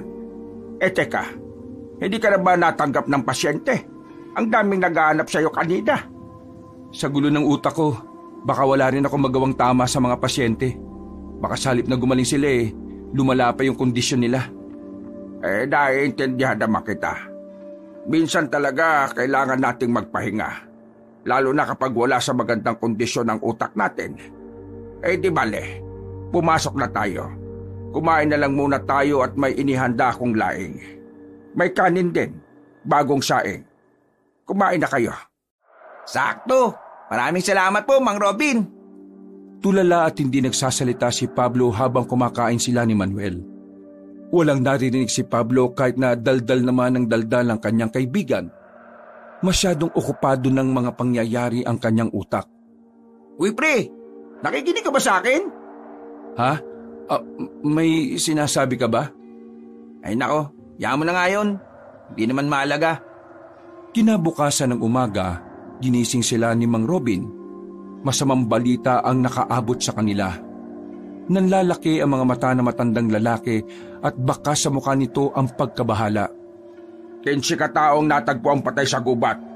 Lahat ng yon rebelde. Ang sabi ng mga ngaso na nakakita, 5 aswang daw ang gumawa doon. Isa sa mga aswang ay babae raw. At ang babae raw na yon ay parang pinuno. Namulagat ng tuluyan ng mata ni Pablo. Ang unang pumasok kasi sa isipan niya ay ang kanyang kapatid. Hindi kaya si Panyang yung babaeng yun? Nakabuo na siya ng samahan? Yun din ang iniisip ko. Baka sinisimulan na ni Panyang ang pagpapalawak ng mga aswang. Pablo, talagang wala na siyang pag-asang makinig sa atin. Nilamon na ng kasamaan ang utak niya. Kung hindi pa natin mapapaslang ang matanda, baka dapat mas unahin na natin si Panyang. Napaupo na lamang sa gilid si Pablo. Nanlalambot siya sa kanyang nalaman. Hindi niya matanggap na ganoon na ang ginagawa ng kanyang kakambal.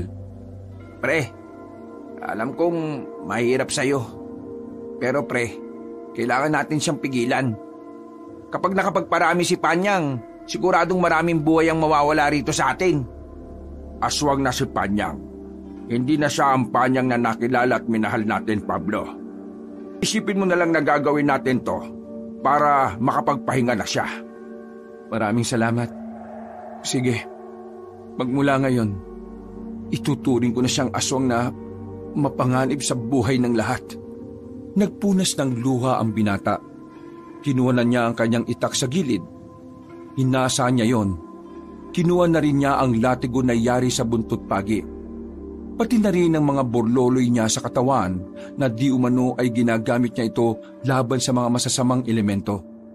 Handa na akong harapin ang katotohanan. Kakayanin ko. Tinakip niya sa balikat si Mang Robin. Napangiti na lamang din siya ng pilit. Mabuti na lamang talaga ay meron pa siyang kasama sa buhay. Malaki ang pasasalamat niya kay Mang Robin at kay Mang Manuel. Dahil kasi sa dalawang ito, kahit na papaano ay nalilinawan siya sa sitwasyon. Pagsapit ng gabi, makakasama na ang tatlo sa pagronda. Isa lamang sila sa itinalaga na magbantay sa kagubatan. Madilim na ang kagubatan noong mga sandaling yon, pero may dala-dala silang lampara. Nakatambay lang sila sa ilalim ng puno habang nagmamasid. Nakikiramdam sa paligid. Mang Robin, maraming salamat at tinayaan mo akong sumama rito kahit na hindi naman ako albularyo. Gusto ko kasi talagang samahan si Pablo eh. Wala yon. Alam ko naman na gusto mo lang namang makatulong. Isa pa, hindi ka naman ibang tao kay Pablo. Kaya hindi ka na rin ibang tao sa akin. Ako pa nga dapat na magpasalamat sa iyo, pre.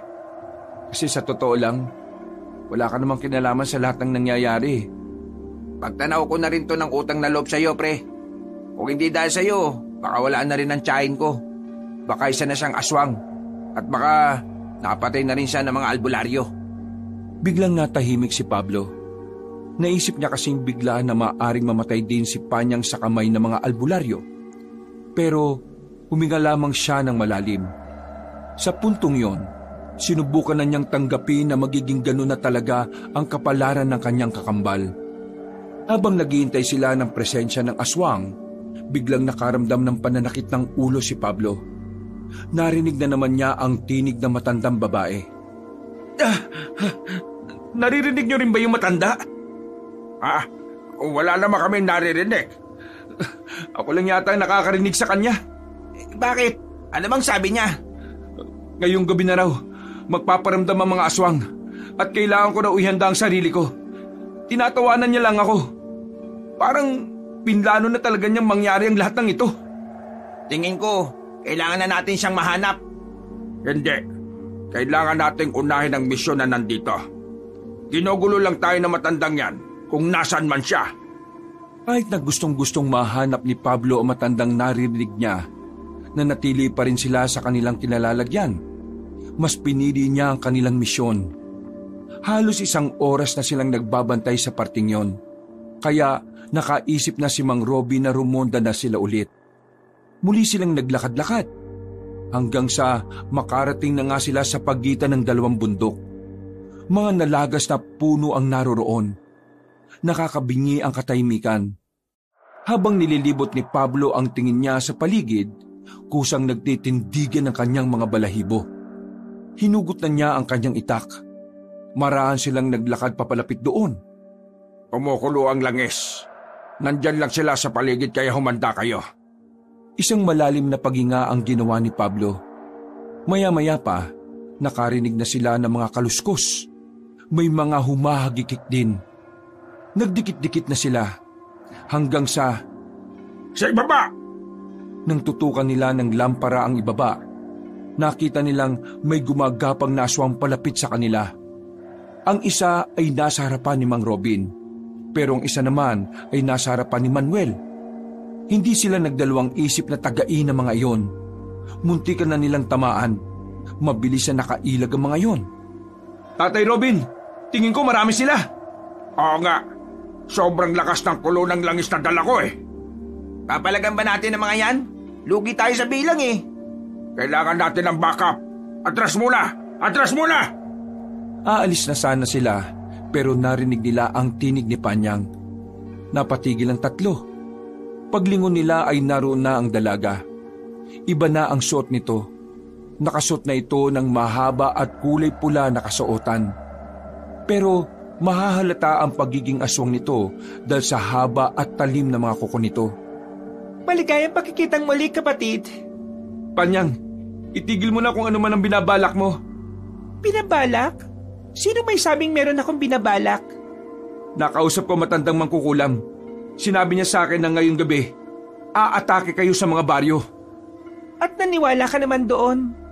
Naniwala ka sa isang nilalang na alam mong hindi naman mapagkakatiwalaan.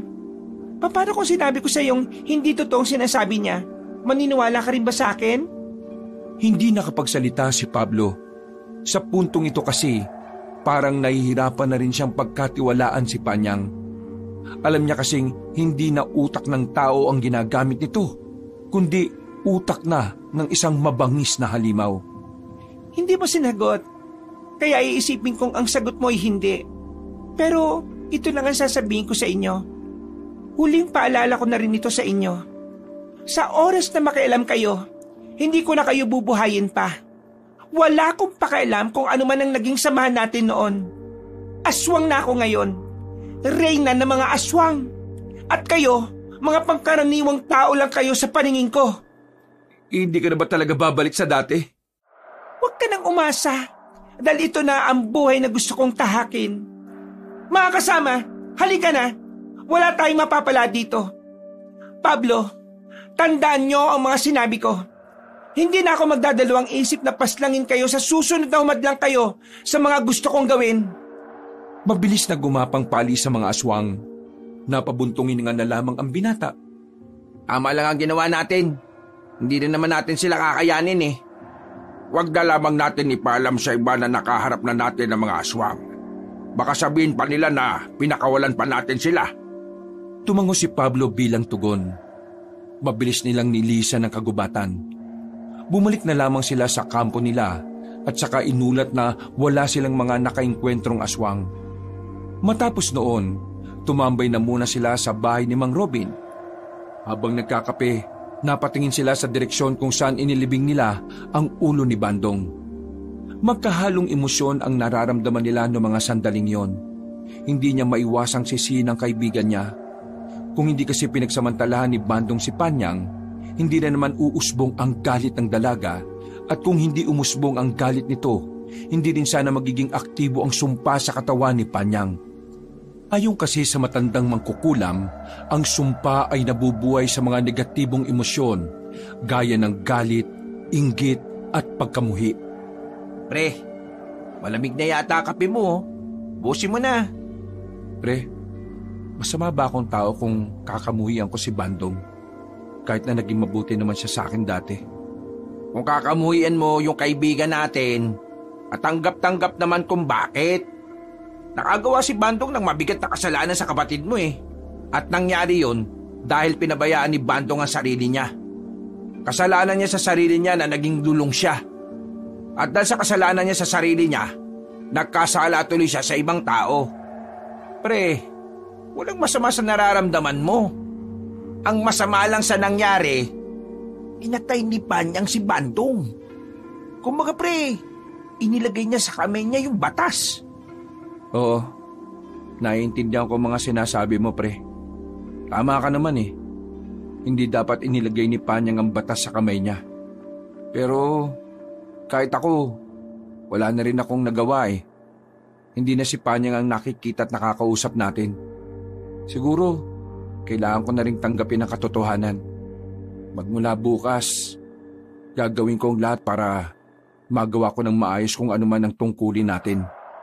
Susubukan kong tanggapin na ang Panyang na nakilala ko ay matagal nang wala sa mundong ito. Tinapik-tapik na lamang ni Manuel ang kanyang balikat. Matapos ang pag-uusap na yon, ay pumasok na lamang sila sa loob. Humiga na sila para makapagpahinga. Pero hindi pa rin napapagod ang utak ni Pablo sa kakaisip. Sandali siyang bumangon.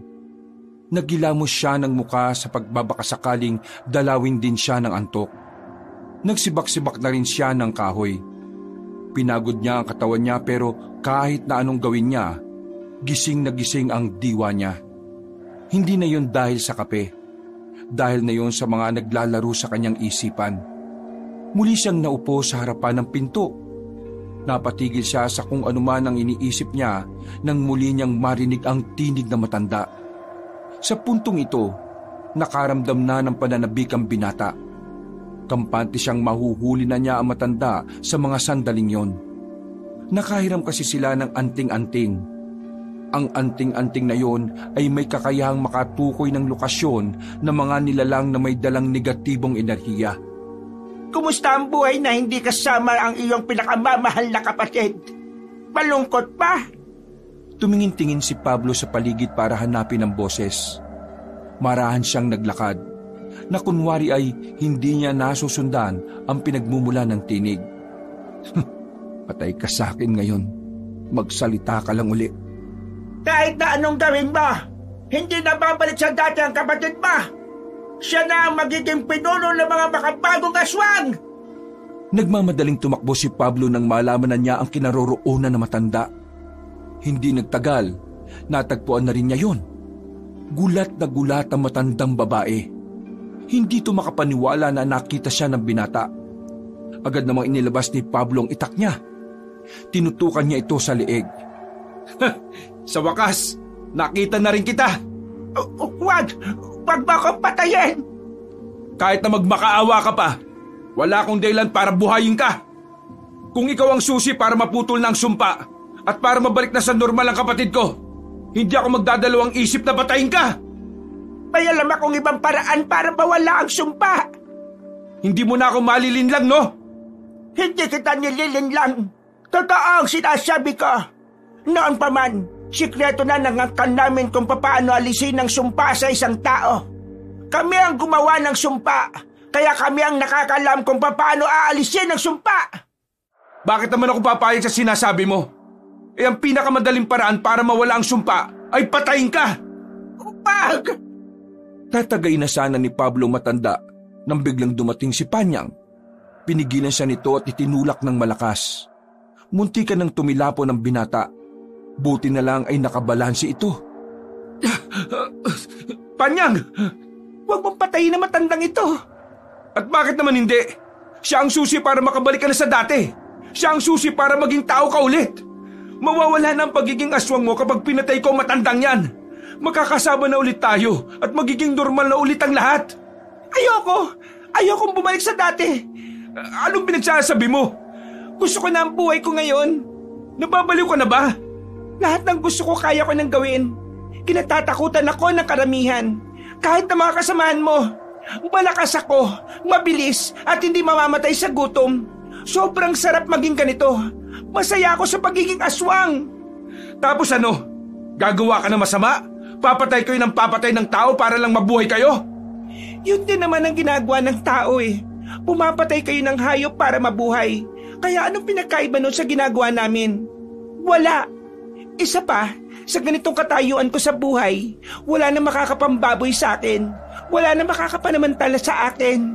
Kaya naman, hindi ko papayagan ang gusto mong gawin. Hindi ko hayaang patayin mo ang matandang ito. Sobrang lala mo na. Hindi na tamang takbo ng utak mo. Tama lang talaga na kinalimutan na kita bilang kapatid ko. Anong gagawin mo? Lalabanan mo ako ngayon? Kaya mo bang patayin ang kapatid mo? Hindi ka makapagsalita, iha. Ibig sabihin, hanggang ngayon ay mahal mo pa rin si Panyang. Pero, pasensya ka na. Wala na siyang nararamdaman na pagmamahal sa'yo bilang kapatid mo. Wala na akong pakialam. Lalabanan kita. Kung yan ang gusto mo. Hinawakan ni Pablo ang kanyang kwintas. Walang kalam-alam si Panyang at ang matanda na may daladala palang anting-anting ang binata. Nanlalaki ang mga mata nila nang makitang tila kumikislap ang kwintas ng binata. Pasensya ka na kapatid, pero sa puntong ito, kinalimutan ko na kung sino ako sa'yo at kung sino ka sa akin.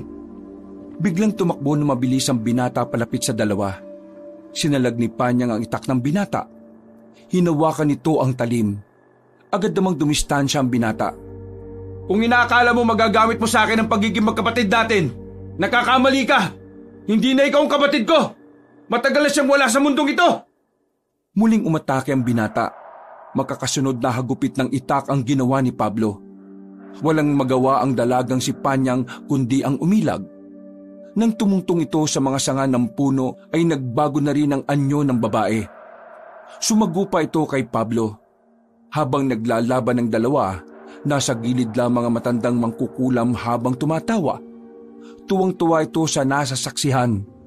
Tila may kakaibang kaligayahan ang dinudulot ng pag-aaway ng magkapatid. Tinamaan ni Pablo ang kanyang kapatid sa tagiliran, pero tila hindi naman yun tumalab sa dalaga. Sa halip, mas lalo pa itong bumili sa pag-atake sa kanya. Makailang ulit ding kinalmot ng babae si Pablo. Tinamaan na rin ang binata. Buti na lang ay kinakayang tiisin yun ni Pablo. Kaya naman nakikipagsabayan na rin ang binata kay Panyang. Tingnan lang natin kung kakayanin mo pa ito. May kung anong Latin na salita ang sinabi niya habang hawak ang anting-anting. Sa isang iglap lang, nakalapit agad si Pablo sa kapatid niya. Nagawa niya itong sugatan sa tiyan na naging dahilan ng panghihina nito. Napatras ang dalaga. Sa puntong ito, nabahala na rin ang matandang babae. Kahit tumakbo ka ba, tanda, papatayin pa rin kita! Ano pang iniintay mo? Patayin mo na ako! Yun naman ang gusto mo mangyari, di ba? Ang patayin ng kapatid mo! Tinutukan na ni Pablo ng itak si Panyang sa liig. Ito na ang tamang pagkakataon para wakasan na niya kagad ang kasamaan ni Panyang. Pero sa mga sandaling yon, tila ba may kung anong pumipigil sa kanya. Hinigpitan niya ang hawak sa itak. Napapalunok siya ng laway dahil sa kaba. Kahit naabot kami na niya ang tagumpay, hindi niya yun magawa kaagad. Bakit? Hindi mo ba kayang paslangin ang kapatid mo? Paslangin mo na si Panyang. Total, masama ka naman kapatid, hindi ba? Buong buhay mo, wala kang ibang bukang bibig kundi nabibigatan ka kay Panyang. Kunwari ka pang mahal mo ang kapatid mo. Pero ang totoo, ayaw mo na sa kanya kasi nahihirapan ka ng kasama siya. Kaya ano pang hinihintay mo? Patayin mo na si Panyang. Ito na ang pagkakataon mo para mawala ang pabigat sa buhay mo. Manahimik ka! Kahit na kailan, hindi naging pabigat si Panyang sa akin. Siya lang ang meron ako. Kaya mahalaga siya sa akin. Higit pa sa kung anumang bagay. Hindi mo malalaso ng utak ko, tanda! Ibig sabihin, hindi mo ko kayang paslangin, tama ba ako? Hinawakan ni Panyang ang patalim na nakatutok sa leeg. Dumistansya ito agad at saka tumawa ng malakas. Yan ang problema sa mga taong mababait. Hindi nyo kayang pumatay. Higit sa lahat, pamilya ang kahinaan ninyo. Kaya ikaw, Pablo, hindi mo ako matatalo kahit na kailan. Mahina ka. Pinatunayan mo lang sa akin na hindi ka karapat-dapat na maging kapatid ni Panyang. Mahina ka. Sobrang hina mong albularyo. Sabay na tumawa matandang babae at si Panyang. Sa mga sandaling ito, tila nawala na sa wisyo si Pablo. Tila ba unti-unting nakokonsensya si Pablo nang hindi naman niya maintindihan. Hindi na nga niya namalaya na nakaalis na pala ang dalawa. Natutuliro ang utak ng binata. Para bang may kung anong ginawa ang matandang mangkukulam kaya siya nawawala sa sarili. Halos 10 minuto rin siyang tuliro. Lugmok siya nang makabalik na siya sa bahay ni Mang Robin. Umupo siya sa pintuan. Magdamag siyang natulala at naabutan pa siya ng dalawa sa labas. Uy pre, anong problema? Natulog ka na ba? Bakit namamaga mata mo? Si Panyang po. Ay bakit? Ano ba nangyari? Nakaharap ko siya. May pagkakataon na ako para tapusin siya. Para tapusin ang mga binabalak niyang masama. Pero hindi ko pa rin pala kaya. Hindi ko pa rin pala kaya na ako maging dahilan ng pagkamatay niya. Hindi ko kinaya, Mang Robin. Ang hina ko. Mahina akong nilalang. Hindi ko alam kung bakit hindi ko kaya. Sobrang hina ko.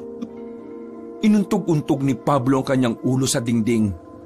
Agad din namang lumapit sa kanya si Manuel para awatin siya at pakalmahin. Nung mga sandaling yon, nakaramdam ng awa sa kanya si Mang Robin. Batid kasi na matanda na hindi rin talaga madali ang kalagayan ni Pablo. Kaya naman, hindi rin nila ito magawang husgahan. Nang maging kalmado na ang binata, ay dinala na nila ito sa loob. Hindi ka mahina, Pablo. Naiintindihan namin ang ginawa mo. Kaya wag mong sisihin ang sarili mo. Pre, mahal na mahal mo kasi si Panyang eh. Sa mundong ito, siya ang tinuturing mong yaman. Kaya alam namin na hindi ganun kadali na ikaw mismo ang papaslang sa kanya. Naiintindihan ka namin. Hindi ka mahina. Alam mo, malakas ka pa nga eh. Dahil kahit nahihirapan ka sa sitwasyon, nagagawa mo pa rin bumangon. Pre, wag mong sisihin ang sarili mo. Alam namin na malalagpasan mo rin yan. Alam namin na magagawa mo rin yan. Pero tapos na sana ang problema natin kung natapos ko na rin siya. Masyado ako nagpadala sa emosyon eh. Masyado ako nagpa-apekto. Pablo, hindi ito ang panahon para panghinaan ka ng loob. Kapag hindi ka nakausad sa nangyari ngayon, abay, mas lalo ka lang mahihirapan sa mga susunod na bukas. Bumangon ka. Kung nanghihinayang ka, bumawi ka. Kung hindi mo ba kaya, hindi ka namin pipilitin. Pwedeng iba ang gumawa. Pwedeng ako. Pwedeng si Manuel. Pwedeng ang mga kasamahan natin. Naiintindihan mo ba ako? Tumango-tango na lamang ang binata bilang tugon. Pero sa loob-loob niya, hindi pa rin niya maalis na sisihin ang kanyang sarili. Pakiramdam niya kasi wala siyang silbing albularyo dahil pinakawalan niya pa ang dalawa. Pero Nararamdaman din naman niya na kung papaslangin niya si Panyang, wala naman siyang silbing kapatid. Noong umagang yon, nanatili lamang sa loob ng bahay si Pablo. Itinulog na lamang niya ang lahat ng kanyang iniisip. Hapon na nang magising siya. Wala ang dalawa sa bakuran nang sumilip siya sa bintana. Pero lumabas pa rin siya. Pagtingin niya sa labas ng bakuran nila, nakakagulo na naman ang mga tao. Hapon na hapon, pero maririnig niya ang mga nagbubulong-bulungan. Dahil sa kuryosidad, lumabas siya ng bakuran nila. Kaunting lakad lang, sa kabilang bakuran ay nakakagulo ang mga tao. Naroon ang isang bangkay ng lalaki, nakatakip na ng dahon ng saging. Ang narinig ni Pablo, nakabuka raw ang tiyan, at ang sabi pa ng mga tao, babaeng aswang daw ang dumali roon. Napalingon si Pablo sa gilid nang marinig ang tawag sa kanya ng kanyang kaibigan. Agad siyang lumapit doon. Sino yung namatay? Pre, sabi sa akin kanina ni Mang Robin, yung pinuno nyo ng mga albularyo, yun ang taong yan. Pinatay daw ni Panya kaninang tangali. Ang sabi pa, tirik daw ang araw. Bigla na lang inatake dito sa daan yung pinuno ninyo. Wala na raw nagawa kasi biglaan eh. Ha? Sigurado kang si Panyang yung gumawa niyan? Oo pre, may nakakita kasi. Tapos lumapit daw sa kanya si Panyang. Nagpakilala at sinabihan na maganda raw lahat ng albularyo kasi iisa-isay na raw kayo. Nagtindigan ng balahibo ng lalaki. Hindi niya masikmura ang ginawa ng kanyang kapatid. Sa puntong ito, napagtanto na talaga niyang hindi na niya kailangan pang makonsensya o maawa kay Panyang. Tinatak na niya sa kanyang puso't isipan na sa susunod nilang pagkikita, hindi na siya magdadalawang isip na paslangin yun. Nasaan si Mang Robin? Pinuntan agad yung mga kasamaan ninyo. Ang sabi niya sa akin huwag ka raw muna magpapakita ron. Baka raw kasi mapag-initan kanila kasi kapatid mo nga si Panyang. Hinawakan ni Pablo ang anting-anting na suot niya sa liig. Bigla na lamang siyang kinabahan. Ang anting-anting kasing suot niya ay wala ng bisa. Isang beses lang niya kasing magagamit yon, kaya ngayon hindi niya alam kung ano ang gagawin niya. Pero ganoon pa man, hindi pa rin nagbabago ang pananaw niya. Handa pa rin siyang tapusin si Panyang. Natapos ang kaguluhan at dinala na rin ang katawan ng biktima. Bumalik na lamang si Pablo sa bahay nila. Nagpalit siya ng suot. Hinanda ang kanyang kagamitan. Lahat ng lumang anting-anting ay dinala niya. Kahit na alam naman niyang hindi na gumagana ang mga yon. Nagbabakasakali lang siyang meron pa siyang mapapakinabangan doon. Oh, saan ka pupunta ngayon? Hahanapin ko si Panyang. Ang sabi ni Mang Robin, dito lang tayo Hintay na lang muna natin siya makabalik. Gabi na. Kung hindi hahanapin si Panyang ngayon, baka makarating pa sila rito at dito sila manggulo. Paano mo siya lalabanan? Wala nang bisa yung anting-anting mo. Marunong akong lumabang kahit walang anting-anting. Kakayanin ko siya. Isa pa, nasugatan ko siya ng malala. Nakakasiguro kung hindi siya ganun kabilis kumilos ngayon. Napapakamot na lamang sa ulo ang lalaking si Manuel. Hindi na niya mapigilan pa si Pablo. Kaya ang unang pumasok sa isipan nito ay samahan na lang ang kaibigan. Pumayag naman agad si Pablo. Pasado 7:00 na nang umalis sila ng baryo. Tumungo sila sa kung saan nakalaban ni Pablo ang kapatid niyang si Panyang. Sigurado ka bang dito siya matatagpuan? Hindi ko alam pre, pero baka sakaling mapadaan dito. Total, ito yung pinakamalapit na daan patungo sa baryo natin Pumwesto na muna sila sa likuran ng puno. Nagmamasid lamang sila sa paligid. Pero mag-iisang oras na sila roon ay wala pa rin nagpaparamdam sa kanila. Nilalanggam at nilalamok na rin sila. Baka naman hindi dito yung dadaanan nila. Kung bumalik na lang kaya muna tayo at para makausap natin si Mang Robin. Baka kapag umalis tayo rito bigla naman silang dumaan. Paano kung nasa baryo na natin sila? Di sila naman ang nadali. Ay, kainis naman Sige na nga, tara na. Sa huli ay nilisan din nila ang kinalalagyan nila. Binalikan nila si Mang Robin sa bahay nito. Nang makita sila nito na kararating lang, agad itong lumapit sa kanila. Saan ba kayo galing? Kanina ko pa kayo hinahanap pa. Mararamdaman ng inis at tinig na matandang albularyo. Iritado rin ang itsura ng mukha nito. Inabangan namin si Panyang, pero wala siya eh. Hindi siya dumaan doon. Alam niyo ba kung bakit hindi siya dumaan? Kasi umatake sila sa kalapit nating baryo. Pre, ito na nga ba sinasabi ko eh. Inatake nila ang lugar na walang albularyong nagpoprotekta. Inuuna nila mga walang kalaban-laban. Pasensya na po. Hindi ko alam na doon sila. Wala nang magagawa ang pasensya. Isa pa, wala ka namang kasalanan. Ang sa akin lang lahat ng kilos ninyo, dapat alam ko. Paano na lang kung may nangyaring masama sa inyo? Buti sana kung kakayanin pa rin ng anting-anting ang kapatid mo. Patungkol po sa anting-anting, hindi na po siya gumagana. Ay, yan na nga ba sinasabi ko eh. Ay, nako. Pero, huwag kayo mag-alala. Ipapagamit ko na lang sa iyo yung sakin. Pero, isang bagsakan lang yun ha. Kapag hindi mo siya natalo sa isang laban hindi na rin yung gagana. Tumango na lamang si Pablo sa matandang lalaki. Mga ilang sandali lang ay pumasok na rin sila sa loob. Hinalungkat ni Mang Robin ang baul niya at ibinigay ang panibagong anting-anting na kulay itim. Amana pa sa akin yan ng lolo ko. Hindi ko pa yan nagagamit kahit na kailan. Pero base sa lolo ko, ang anting-anting na yan mabisang panlaban sa mga aswang. Kapag ginamit mo yan, magkakaroon ka ng kakaibang lakas para matapatan ng liksi o bilis ng kalaban. Pero may oras lang daw yan. Kailangan mo siyang matalo sa loob ng kalahating oras. Magsisimula ang oras kapag isinigaw mo na ang pangalan ng anting-anting. Ano po bang pangalan ng anting-anting? Andromeda. Andromeda? Oo, pangalan ng isang diwata na namatay noong lumaban siya sa mga aswang sa Biringan. Ang ganda ng pangalan niya, Andromeda. Kapag isisigaw mo na ang pangalan niya, dapat na maramdaman niya ang damdamin mo. Sa kanya ibibigay ang tunay na lakas at kalinawan ng kaisipan. Isinuot na ni Pablo ang anting-anting. Nakaramdam agad siya ng kakaiba sa kanyang sarili.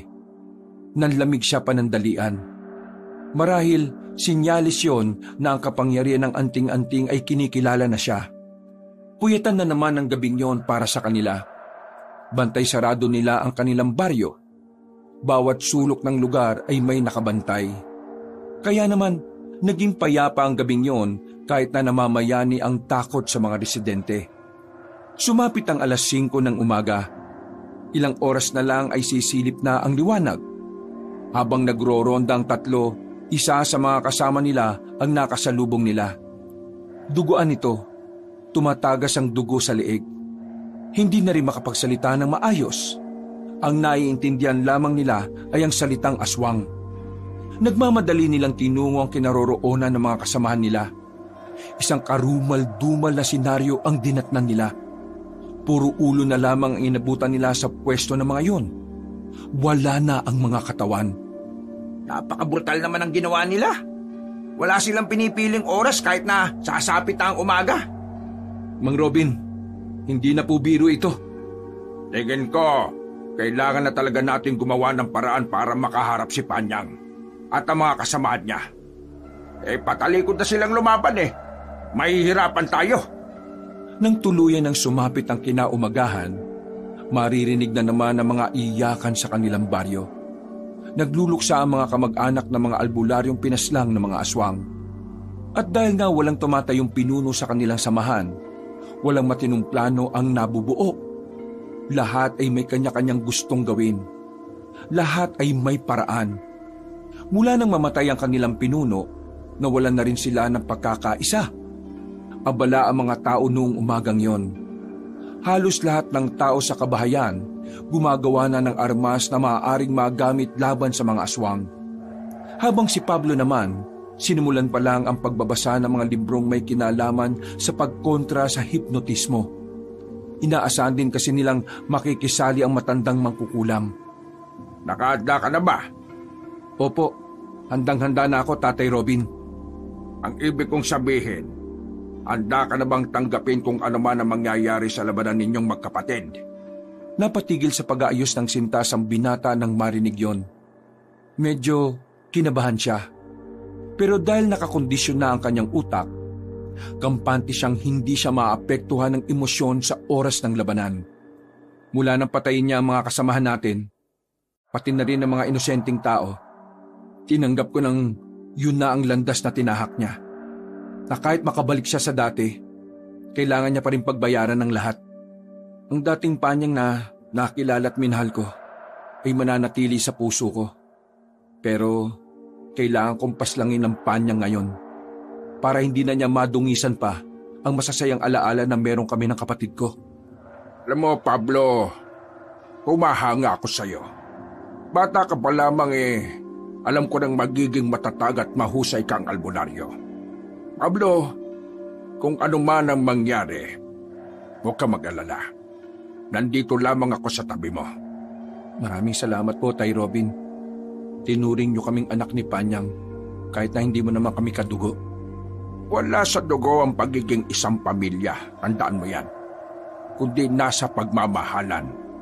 Natigil lang ang usapan nila nang dumating na si Manuel.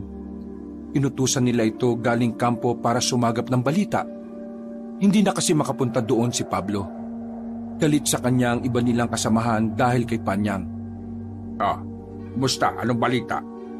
May mga dumating na isang organisasyon ng mga manunugis galing sa malayong baryo.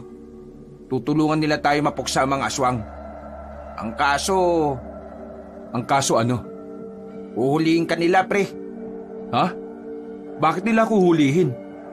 Ewan ko kung sinong nagkalat ng maling impormasyon.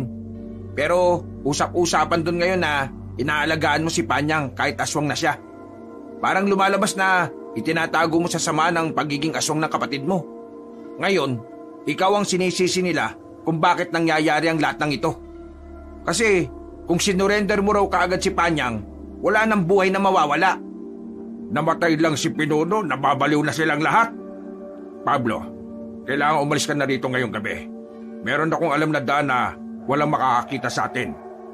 Wala silang sinayang na pagkakataon. Mabilis nilang nilisan ng baryo bago pa sila mapuntahan ng mga manunugis. Dumaan sila sa isang parang imbornal na tuyo na. Isa itong lagusan patungo sa baryo na 4 na baryo din ang pagitan mula sa kanila. Robin, lagi ka bang dumadaan dito? Hindi. Pangalawang beses lang ako nakaraan dito. Yung huli, kasama ko pa si Pinuno. 5 taon na rin ang nakakalipas. Dito kami dumadaan dati kapag nag-iispiya kami sa kabilang organisasyon. May mga kalaban din pala kayo mga kapwa nyo albularyo, ano? Talamak ang hilahan pababa noon Hindi nagkakaisa. Parang ngayon. Binilisan pa nila ang kanilang paglalakad. Hanggang sa di kalaunan ay nakalabas na rin sila sa lagusan. Pag-akyat nila, nakarating na kagad sila sa baryo ng Sampalok. Pero laking pagtataka nila dahil wala silang naririnig na ingay sa mga oras na yon. Sa pagkakaalam kasi ni Mang Robin, ang baryo ng Sampalok ay may ingay ang mga residente. Tay Robin, masama ang kutob ko. Oo, nandito sila. Nang nasa gitna na sila ng daan, dito na nila naramdaman ang mga presensya ng mga aswang. Napatingala sila sa bubungan ng kabahayan at nakita nila roon ang aswang na duguan ng mga bibig. Pinatay yata nila lahat ng mga tao nandito, Mang Robin. Sige na, humanda kayo. Mukhang ang malas natin Kung saan tayo lumabas, nandun pa ang mga ungas. Nakita nilang dumating ang dalagang si Panyang. Kagaya ng ibang aswang, nabahiran ng dugo ang buong katawan nito. Maligayang pakikitang muli aking mahal na kakambal. Hindi ka ba nagtataka na matapos ang ginawa mo sa akin nasa maayos na kondisyon na ulit ako? Isa lang ang ibig sabihin nun. Wala kang talab sa akin. Huwag mo ko matawag-tawag na kakambal. Matagal nang wala ang tunay na Panyang. Isa ka na lamang masamang bersyon ng kapatid ko na dapat ang mawala sa mundong ito. Kaya hindi ko hahayaan na madungisan mo ang magandang imahe ng Panyang na minahal at nakilala ko. Bakit? Kaya mo na bang paslangin ang kapatid mo? Kaya mo na bang saktan ako nang nakatingin sa mukha ko? Hindi! Dahil duwag ka. Dahil mahina ka. Hindi mo kayang manakit ng babae. Lalo na ang mukhang ito. Hindi natatalab sa akin ang mga sinasabi mong yan. Ang mabuti pa, Simulan na natin ang laban na ito. Ngayong gabi, tutuldukan ko na ang kasamaan na ginagawa mo. Muling hinawakan ng binata ang kanyang anting-anting. Sumigaw ito ng malakas. Andromeda! Ano pinagsasabi nito? Dumaloy ang enerhiya sa buong katawan ng binata. Tumalon ng mataas si Pablo patungo sa bubungan na kinaroroonan ni Panyang. Sa isang iglap, nagawa niyang masugatan ng dalaga. Kahit nadaplis lang yon, naramdaman pa rin ni Panyang na parang may nagbago kay Pablo. Tumalon palayo si Panyang at sa puntong ito, lumusob na rin ng sabay-sabay ang mga aswang. Dahil sa pansamantalang kapangyarihan na tinataglay ni Pablo, madalian niyang napapaslang ang lahat ng aswang na lumalapit sa kanya. Kaya naman, kakaunti na lang ang umaatake kay Mang Robin at Manuel. Wala pang ilang minuto, kakaunting aswang na lang ang natira. Marami na agad ang nalagas. Nanlalaki ang mga mata ni Panyang noong mga oras na yon. Hindi to makapaniwala na magiging ganoon kalakas si Pablo. Panyang! Ibang Pablo na rin ang nasa harapan mo ngayon.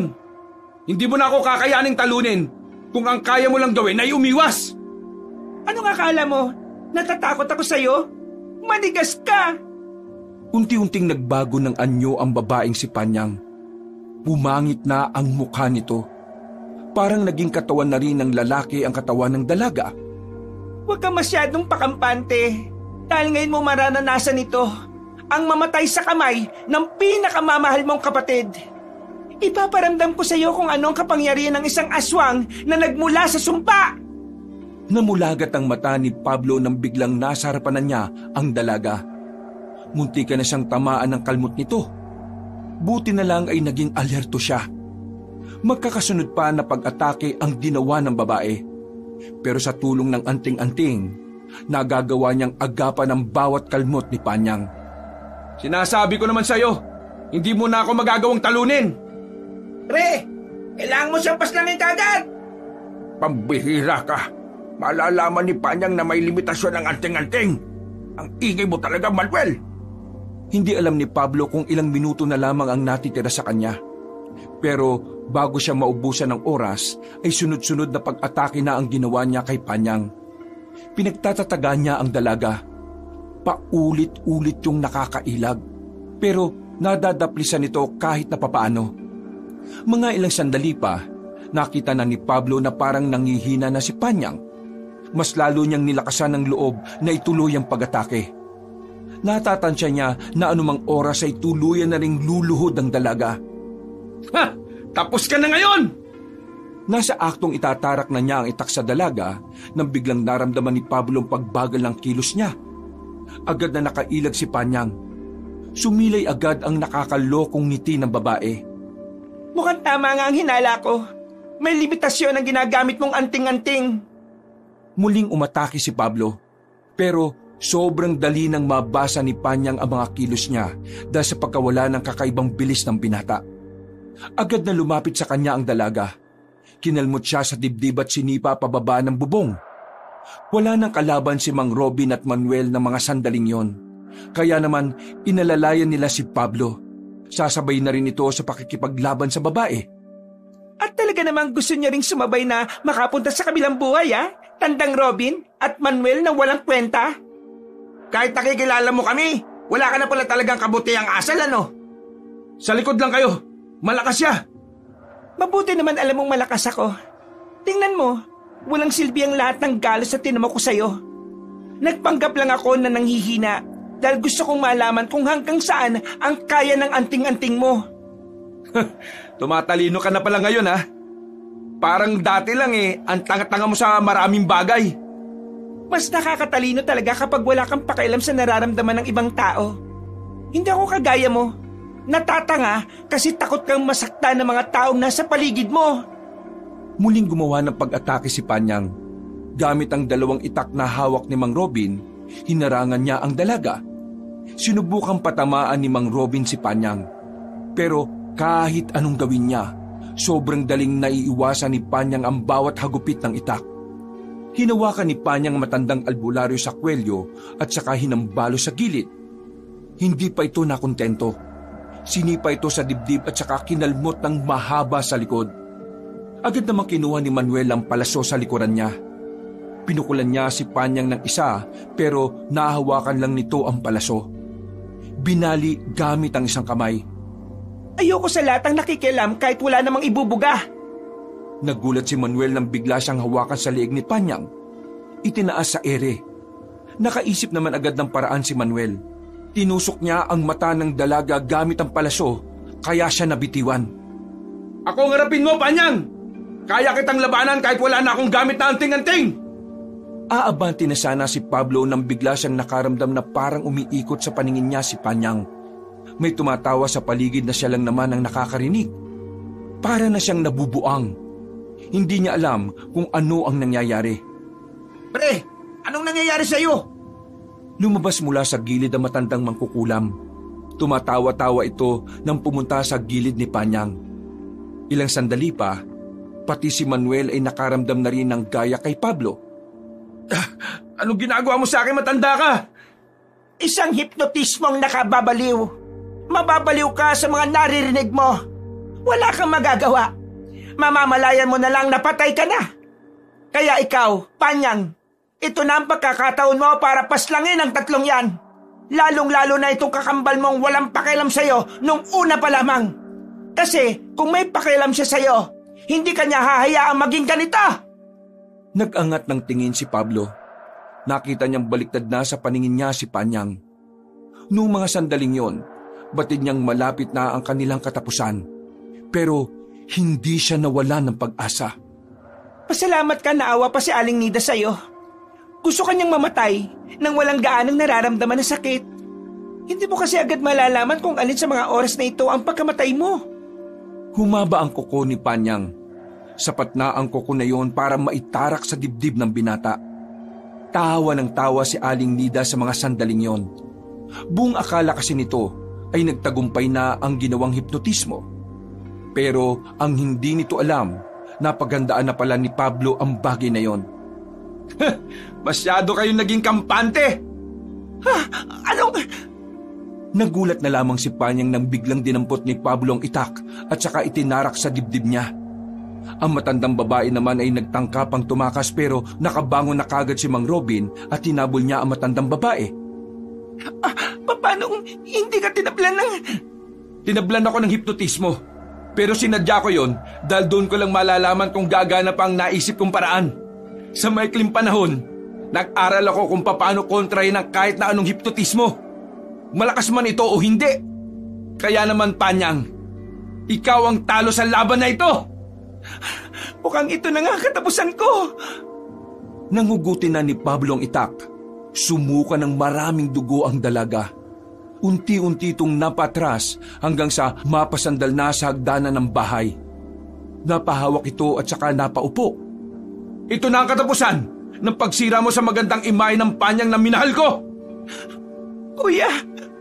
Sa narinig na yun ni Pablo, naramdaman niya ang pagiging sinseridad ng pagtawag ng pangalan niya. Pero nang lumapit siya, tinangka pa siyang kalmutin. Tumawa ng malakas si Panyang kahit na nahihirapan na itong huminga. Kahit na kailan, ang dali-dali mong lokohin. Mahina ka. Tuwag! Hindi ako naging mahina. Ikaw ang naging mahina sa ating dalawa, Panyang. Mahina ka dahil hinayaan mong lamunin ka ng kasamaan. Hindi mo nilabanan ng sumpa. Sa halip, mas minahal mo pa ang sumpa kaysa sa mga taong tunay na nagmahal sa'yo. Tapusin mo na ako. Ito naman ang gusto mo, di ba? Ang mamatay na ako. Oo, mamamatay ka na. Ilang minuto na lang, mamamatay ka na. Pero sa huling sandali, gusto kong makita ang mukhang yan na nakatingin sa akin. Kahit na ang matang yan ay malayo na sa dati. Gusto ko pa rin tingnan ang matang yan. Nagsimula ng sumuka ng sunod-sunod si Panyang. Hindi na ito makapagsalita ng maayos kakaubo. Si Pablo naman, tuluyan ang bumuhos ang kanyang luha. Kahit kasi aswang na si Panyang at nilamon na yon ng kasamaan, ang katawan pa rin naman na yon ang nakasama niya mula pagkabata. Pero wala na siyang magagawa. Kailangan na lamang niyang tanggapin na ang kapalaran ng kanyang kapatid ay dito na matatapos. 2 minuto lang ang lumipas, tuluyan ng humilata ang dalaga sa hagdanan. Nakadilat pa ang mga mata nito nang bawian siya ng buhay. Magpahinga ka na, kapatid ko. Sana payagan ka pa rin ng Panginoon na makaakyat sa kaharian niya. Sana. Nang mamatay na ang babae, kinuha nila ang katawan ni Panyang at sinunog. Ang abo nito ay isinaboy sa ilog na madalas na puntahan ng magkapatid. Si Aling Nida naman ay nakatakas kay Mang Robin. Pero nahuli din ito ng mga manunugis at kalaunan ay napatay. Masakit para kay Pablo ang mga nangyari. Hindi madaling tanggapin na kinailangan niyang paslangin ang sariling kapatid. Pero sa paglipas ng mga taon, unti-unting nagiging maluwag ang kanyang dibdib. Iniisip na lamang niya na sa mga sandaling ito, nasa maayos na kalagayan na rin si Panyang. Palagi niyang ipinagdarasal na sana, sa kabila ng mga ginawa ni Panyang, maawa ang Diyos at bigyan pa rin ito ng puwang sa paraiso ng langit. Wakas,